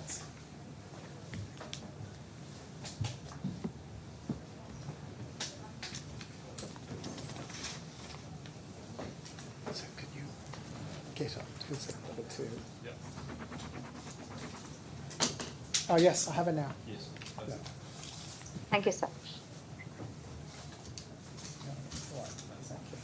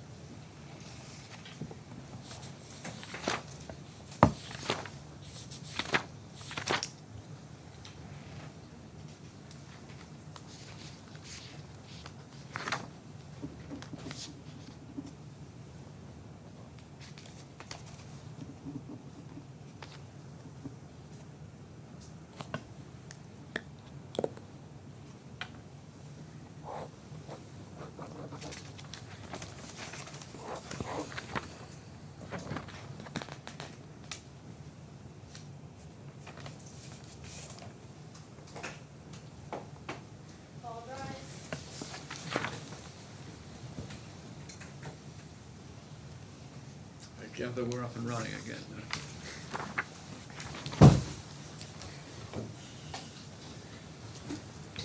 Apologies for that, Mr. Doyle. Thank you for your patience. So we've just looked at that letter at 2674. And then if we go back to your witness statement, paragraph 89 at page 635, I think you've accepted from me that that letter does not state that it costs 2 million dirhams to renew the permit, correct? I think he's linked. I think my view is that the 2 million insistence is inherently linked to him claiming money for renewing his license, particularly in the absence that it doesn't specify anything else. Well, you agree with me that unless someone says something very clearly, you shouldn't have to try and link the meaning of the letter to accuse someone of being dishonest. Would you agree with me on that? We've had a long history of similar behaviour with D2. This is obviously in January 2020. We've gone through the whole episode of trying to find substantiation of costs for the addendum, which was specifically negotiated with D2. So we have a whole history of this, and this is just another example of it. Right. So you are predisposed to finding that this person is dishonest because of your history. Is that No, what because he's asking for 2 million to effectively renew a trade license. That's not what the letter says, Mr. Doyle. You've just seen that. It's effectively asking for that. Right. I'll make submissions and move on. Let's look at what you say support the re-amended claim form. If we go to page 629, para 68.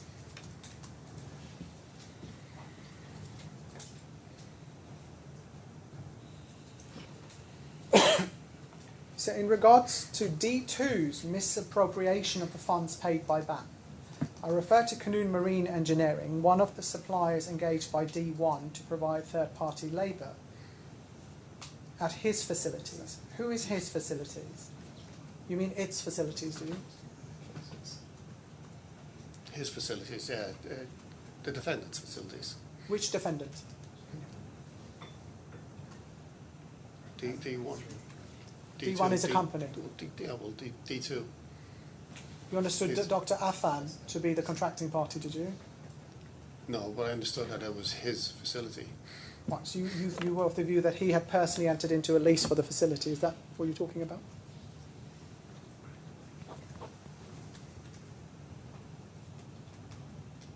At the facilities that he managed. So Canoon Labour Outsource was one of the items originally listed in D2's letter of the 26th of November 2018, requesting payment of AED 15 million on account for the project costs incurred, i.e. historical costs.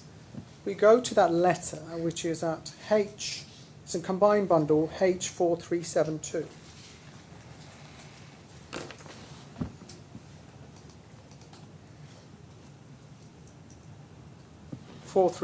I'm sorry.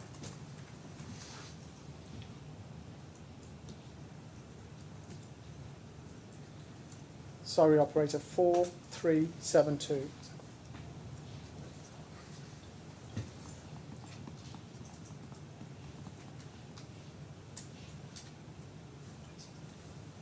Thank you. It says, further to our previous letters, and as requested at the meeting held at AIS office on the 25th of November 2018, related to the substantiation of 15 million requested on account for the project costs incurred, kindly find the breakdown of the same as follows. And if you scroll down, item 9, Canoon Labour Outsource 2.339041.42, you're not suggesting, Mr. Doyle, are you, that Canoon actually didn't carry out the didn't carry out the labour supply? Not in the face of this letter, no. Well, you have no reason to suggest that they didn't provide the labour. In fact, you went and spoke to them and they told you that they did and they wanted more money for it. Not more money, just what they were due. Right. Yeah. So you're satisfied that Canoon did provide the labour, as indicated here? I spoke to them, obviously, later than when this letter was provided.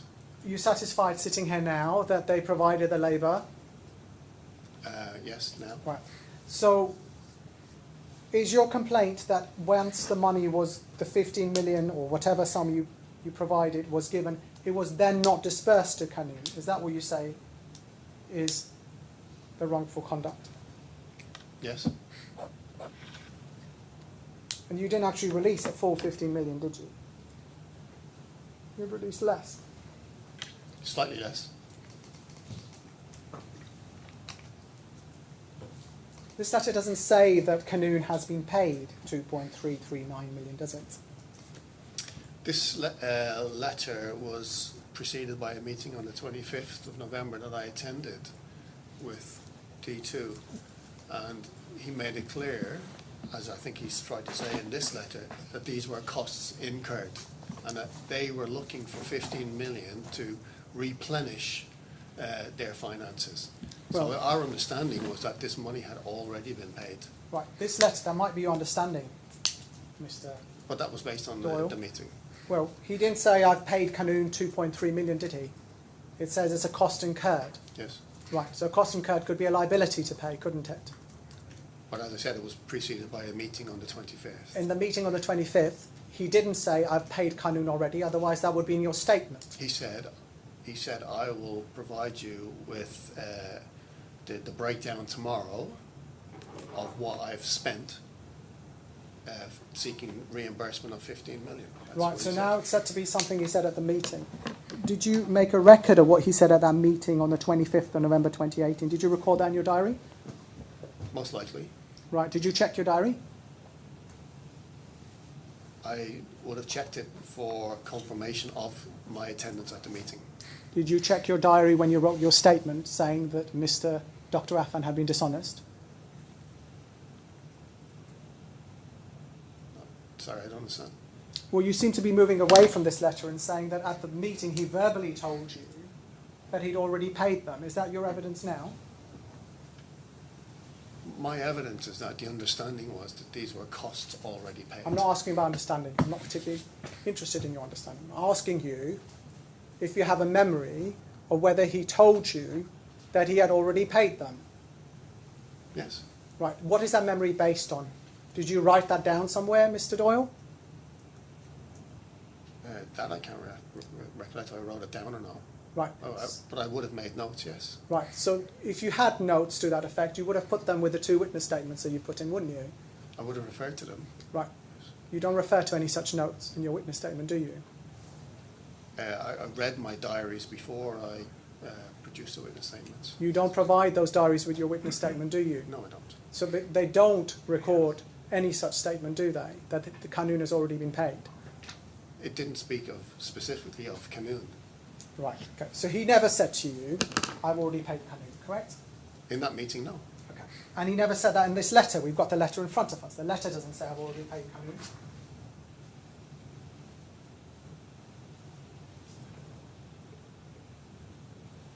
Our understanding was that these were costs already paid. I'm not interested in understanding. The letter doesn't... I'm sorry to interrupt in the middle of cross-examination, but what you said in your first reference to this meeting was he made it clear, I'm looking at the transcript, I think he tried to say,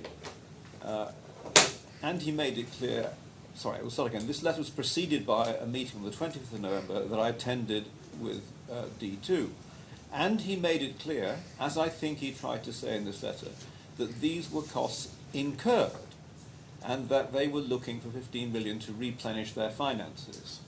Are you retreating from that evidence now? No. Well, I think that's dispositive of the point, isn't it? Well, I think, just so I'm clear that I'm understanding, he didn't say to you that he'd paid this already. He didn't itemize them in the meeting. He said he would provide it. He said he has spent much more. He spent costs. He's incurred costs, spent money from his own resources, and he wanted assistance from us to replenish that finance. Right, so there was no statement in the meeting about Kanoon being paid, yes? Not Kanoon. There was no mention of anyone specifically. Okay, that's useful. And then in this letter, there's no mention of Kanoon being paid already. Other than that they're listed here. This letter doesn't say they've been paid. We've discussed this. He doesn't say it, correct? it says it was a cost incurred, and as I said, in the meeting on the 25th, he'd made it clear that he had paid this money. He was seeking replenishes of his finances. He would then produce a list of what this 15 million was. Let's just focus on the question, because you already told me in the meeting he didn't mention Canoon, okay? Now, this letter, I think it's quite easy for us to see, doesn't say that Canoon has been paid already, does it? If I take this letter, or what he said in the meeting of the 25th, Just this letter, please. well, I can't take them in isolation because it came the very next day, and it was an action from him in the meeting to produce a list. Mr. Doyle, it seems like you've already made up your mind what you want to accuse Dr. Affan of, regardless of the facts. But I think we can agree that this letter doesn't say that Canoon has been paid, does it? I mean, it's a question of reading it. It's right in front of you. This is a list of what he said was paid. Can you agree with me that this letter doesn't say that Canoon has been paid? A Canoon hasn't been paid? It does not say that Canoon has been paid. No, it doesn't say Canoon hasn't paid. Thank you. We've Because got they weren't paid. Right. We know they weren't paid. I think we've got it. So the letter doesn't say it. The next document you mentioned, if we go back to your statement at page 629, Paragraph 69. 629, page 68. Sorry, I'm Your Honour. sorry.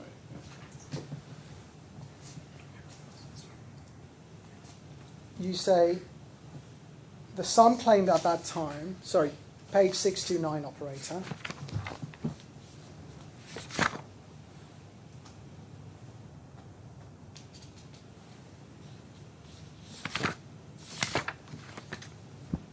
.629, operator, please. Sorry. Just while we're getting there, just a heads up, you do recollect you said yesterday that I have to rise about 25 past 4. So you may not possibly finish. No, I will finish.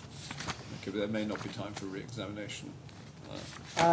Okay, let's see where we get to. I'm keen not to keep the witness unnecessarily, but I'll But if try it's not. unavoidable, it's unavoidable. We've had various stoppages. Apologies, Your Honour. That's not your fault. So we scroll down to 68. You then say the sum claimed at that time, that's our letter, was AED 2.3 million, which was subsequently revised to AED 1.86 million by D1's email of 8th January. This email shown below confirms this amount was intended to cover April to July invoices. When we go to the next page, and that extracts the email, and it says, BAM paid D1 a corresponding amount for Canoon labour outsourced as confirmed in the breakdown included with BAM's payment certificate issued on 9th of February. Subsequently, in or around June 2019, BAM was approached directly by Canoon in relation to outstanding amounts owed by D1. We then learnt of the AED 1.86 paid by BAM, only 200,000 had been paid to Canoon. So if we look at this second document that you mentioned, which is at 2054 of the combined bundle.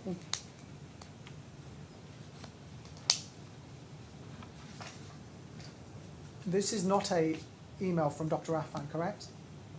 Correct. And then Ms. Giant says, with reference to the addendum, the subcontract clause C1, kindly find the below summary for the payment of 8 million expected to be released by 15th January 2019. And then against Canoon Labour Outsource, she puts a different figure of 1.86 million and has a remarks April to July invoices.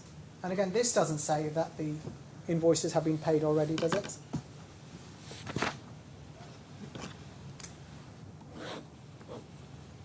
I think it does in fairly, because she's saying the supporting documents for the above will be ready for collection this week. So she's inferring that all of this money has already been paid, and she's collating this information. This is again part of the historical costs in the addendum which we negotiated, and it was documented that these were costs already incurred. Right, so you agree with me, it doesn't say they've been paid, but you're saying you inferred that that's what she meant. Is that what you're saying?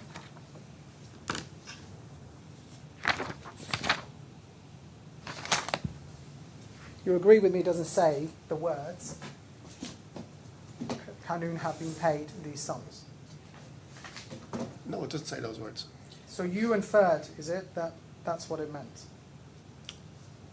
I think what she's doing, I think what she's saying here is the supporting documents will be ready for this week. So she knew this came after the 6th of January meeting. So this is the 8th of January. On the 6th of January, we had a lengthy meeting in their office. D2 attended that in part. Tanuja and their finance manager attended it. And we set out the required substantiation that we needed for each element of payments under the addendum. And in the respect of the historical costs, it was proof of payment. So this is very fresh in everyone's mind, the 6th of January, proof of payment of all sums claimed under the historical costs. She then sent this literally a day later. Right. So I think you're saying you are inferring that she meant to say that they've already been paid. Well, what I'm saying is the supporting documents that we had asked for in the meeting included an item called proof of payment for historical costs. That's what was listed. Is there any document where you write back to her and say, Tanuja, can you confirm, I'm very curious, it's very important to me, whether this 1.86 million has already been paid? Is there any such document? No, because it wasn't an issue at that moment. Right. So if we then go to 2097,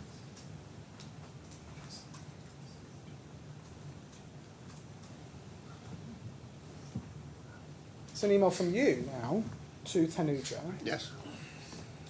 We've finished reconciling the file that you handed over to me on the evening of 17th January. And again, note that much of the requested substantiation has still not been provided. So as you would expect, you were dealing with Tanuja, the commercial manager, with regards to these figures. You wouldn't expect Dr. Affan to have intimate knowledge of the details of the figures, would you? He sent us the letter on the 26th. We discussed it with him on the 25th. So I think he did have knowledge. You would expect the managing director to have detailed knowledge of the account of a labour supplier on a big project like this. Is that seriously your evidence? Dr. Affan signed off on all of the letters asking for payment assistance. He signed every single check himself, and I think he oversaw that side of the business. Right. So your evidence is that you would expect the managing director to have knowledge of the labour supplier's account at any given time. This wasn't a routine request, sir. This was specific and outside of the contract. If it was a routine payment, I would accept that. But this was completely outside of that. So in normal circumstances, you wouldn't expect the managing director, who had a commercial manager, a project director and so on a large project, to be aware of the account for a labour supplier. So in this particular case... Just focus on the question. In a general case, you wouldn't expect that. Is that fair? I think it depends on the general manager themselves, how much involved they want to be.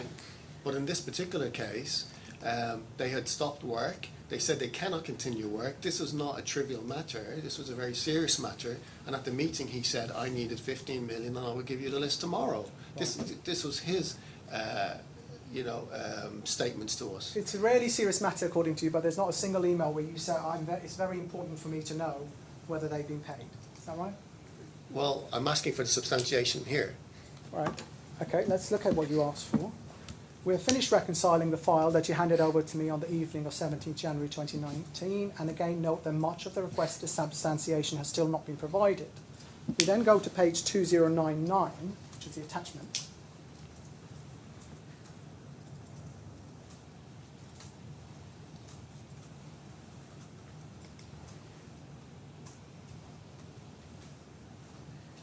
What you asked for Qanun, if you see item 10, signed, stamped, approved time cards. You don't ask for proof of payment because ultimately that's a matter between Affan and his suppliers. You wanted to know if they'd supply the labour. We'd asked for that on the 6th of January. Right. So if you've asked for the signed, stamped, approved time cards in your list of substantiation, Is there any document where you ask for proof of payment? On the 6th of January, Is there any document where you've asked for proof of payment to Canoon? on the 6th of January, we asked for proof of payment for all of them. Right. So there's a document you're saying on the 6th of January where you ask for proof of payment for payment? Yes. And it's, So why is- it's attached to different emails and letters going forward. Well, I'm sure you'll be taken to. Why in this email are you asking for comments, additional substantiation required, Affan submission 17th of January 2019 for the approved time cards? Because we wanted to make sure that the labour was expended on the museum project. And you're satisfied that happened, correct? No, it didn't happen. Right, so you're saying now that Canoon didn't even do the work, is it? No, what we're saying is that we didn't get the time cards. Right, okay. You wouldn't expect Dr. Affan to have oversight of the time cards for Canoon, would you? The time cards, no. Okay, thank you. Let's look at the second allegation.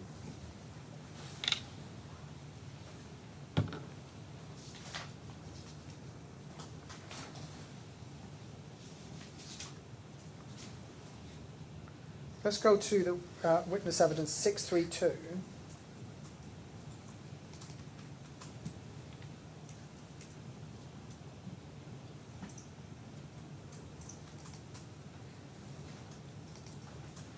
Paragraph 78.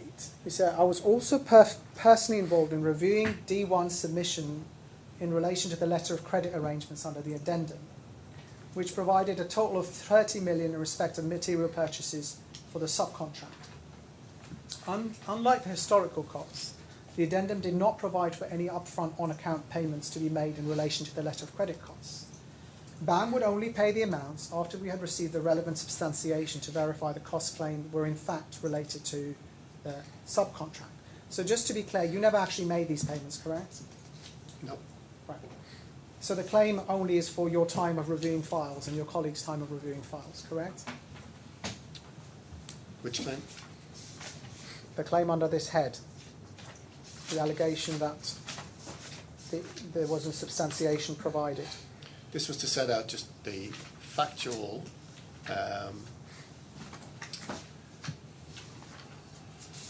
matter of dealing with the entire letter of credit costs as per the addendum. But you never paid these costs to Affan or on their behalf? No, we didn't pay them. Right, so if we go, for example, just to assist the judge, if we go to page 684,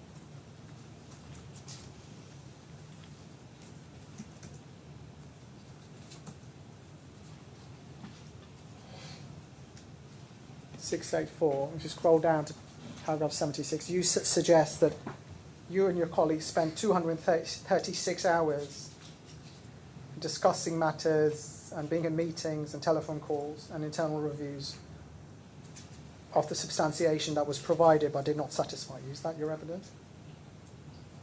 Yes. Okay, so that's what is said to arise from this alleged dishonest behaviour. We then go back to what you're actually alleging, which I need some help with. We go back to page 632.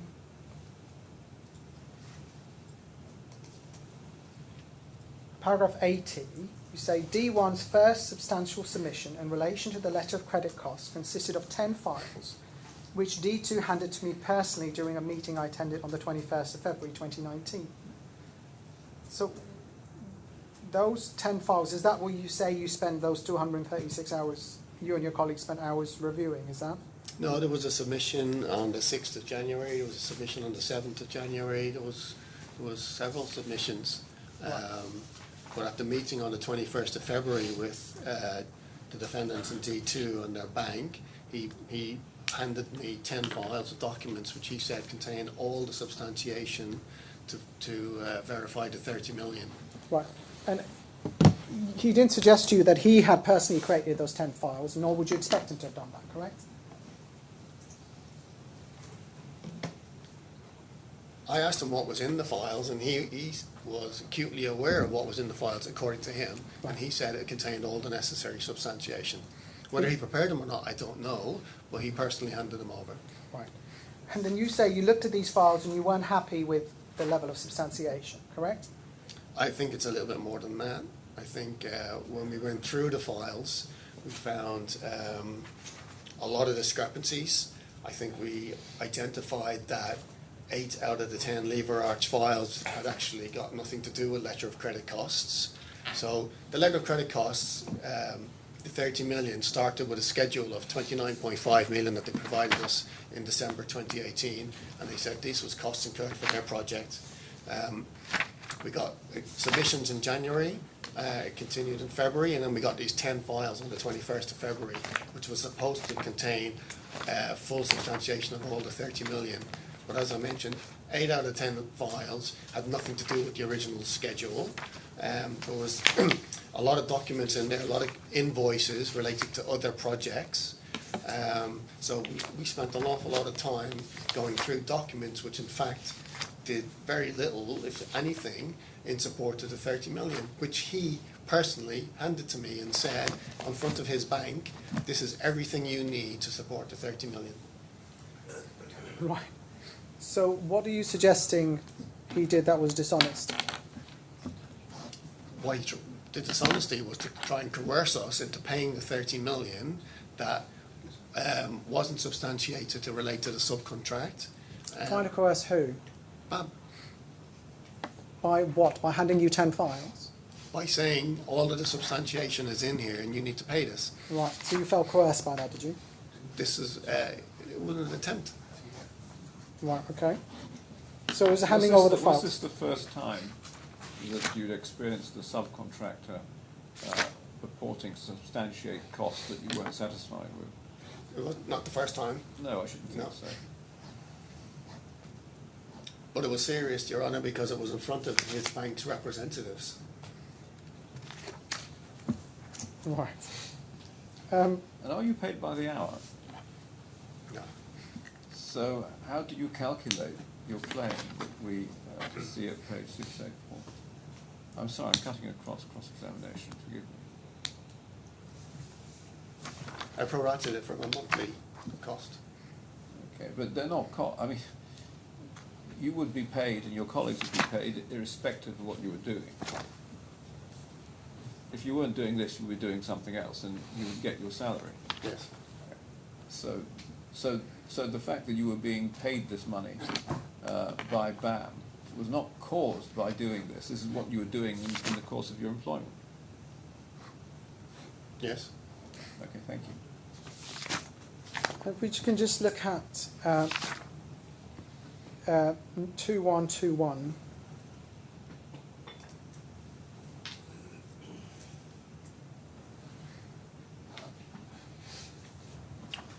This is your email on the 29th of January 2019. And you say to Ms. Tanuja, I don't understand your comment that you would be glad to assist us. I have lost count of the number of times I've explained to you, Affan, that it is your responsibility to provide all the required substantiation in an auditable and verifiable manner. But let me be clear once again, we will not be issuing any payment certificates for the LC payments until you provide us with what we have been asking for weeks now. We want a clear reconciliation of the orders placed to notice with corresponding delivery notes, not BOE, have no interest in these at all, and the relevant invoices to Affan, all signed and stamped by Affan, and relating to the MOTF project only. Did anyone in your QS team suggest to you that the installation on site was somehow not measurable? Or the delivery on site was somehow not measurable? For notice materials, I don't think it's measurable that easily, no. Right. And you wanted Notice, a supplier, to provide delivery notes with specific invoices. What, naming this project? Is that what you wanted? So we sat with the defendants. Just help me with what you wanted. I'm not asking you for anything else. What did you want? Explain to me. You wanted Notice to put an invoice saying, this is a particular quantity for the Museum of the Future project. Is that what you wanted? We wanted Affan to produce an order with a corresponding delivery note and an invoice to say that those materials were delivered and used for the museum. What was the We material explained- you're aware of the material you were talking about? The notice material is the pre-peg material. Right, so it's a common material used in cladding. That would be for somebody else to determine whether it's common or not. Well, you were asking very vociferously for a particular form of invoicing. Is it fair to say... No, not just the invoice. Just the invoice and the delivery note to demonstrate that these materials were ordered and used for the museum. Just that. Right. And what made you particularly cross, to put it mildly, is that someone said to you that there was a delivery note that was handed to you that on its face referred to the Dubai Mall project, correct? No, there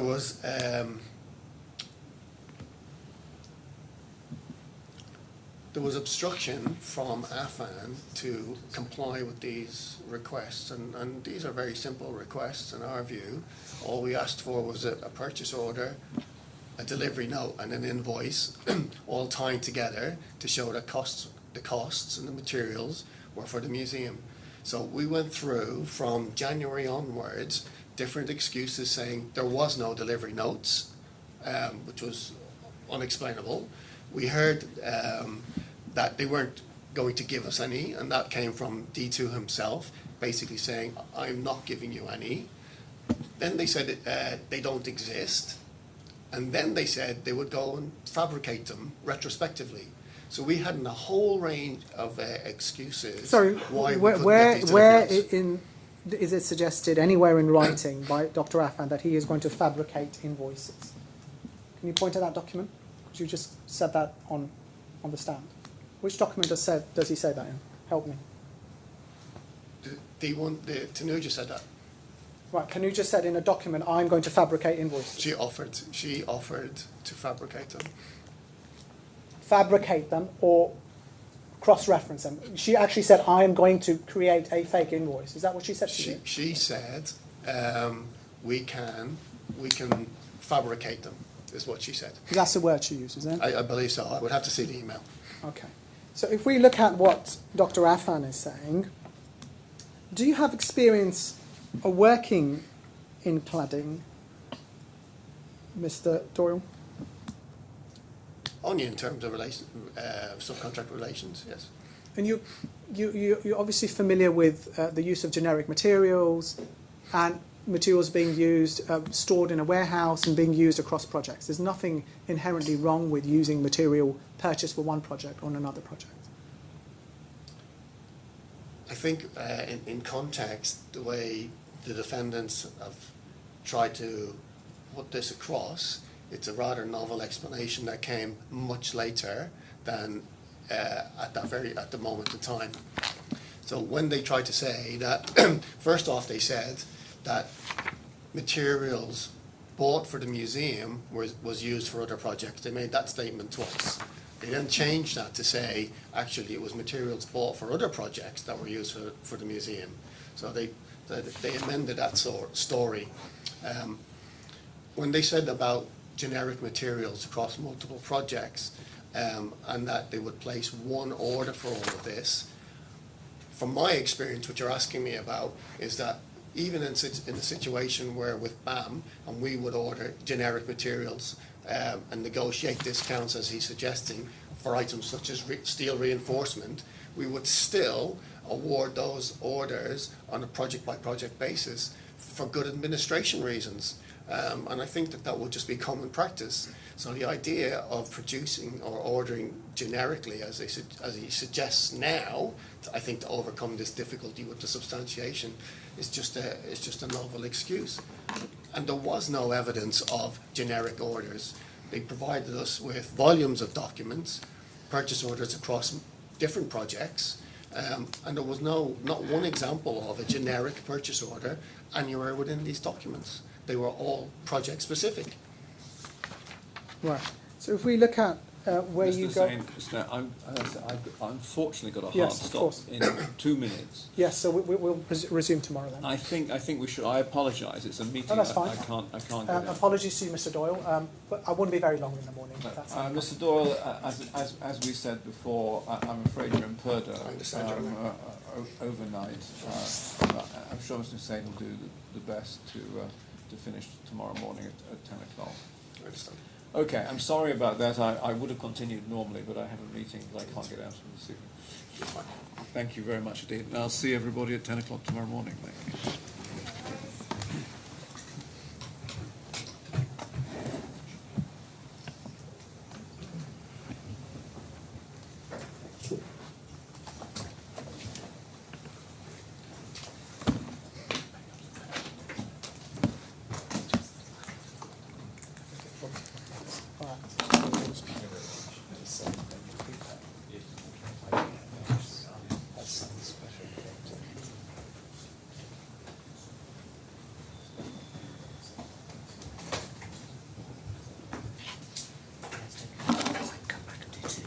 Well, mate. No, I'll come back.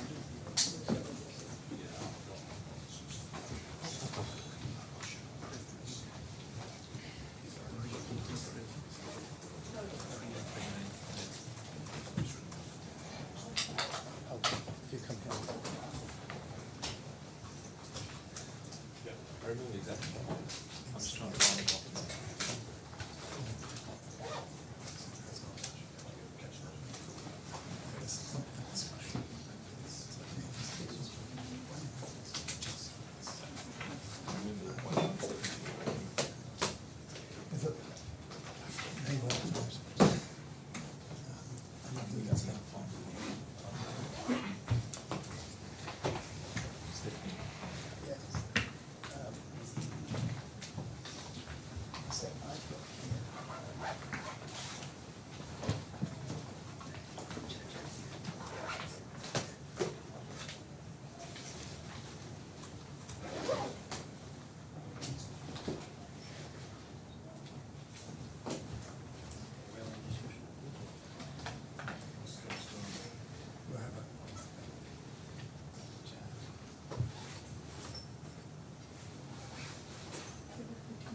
Andrew, I assume I can't.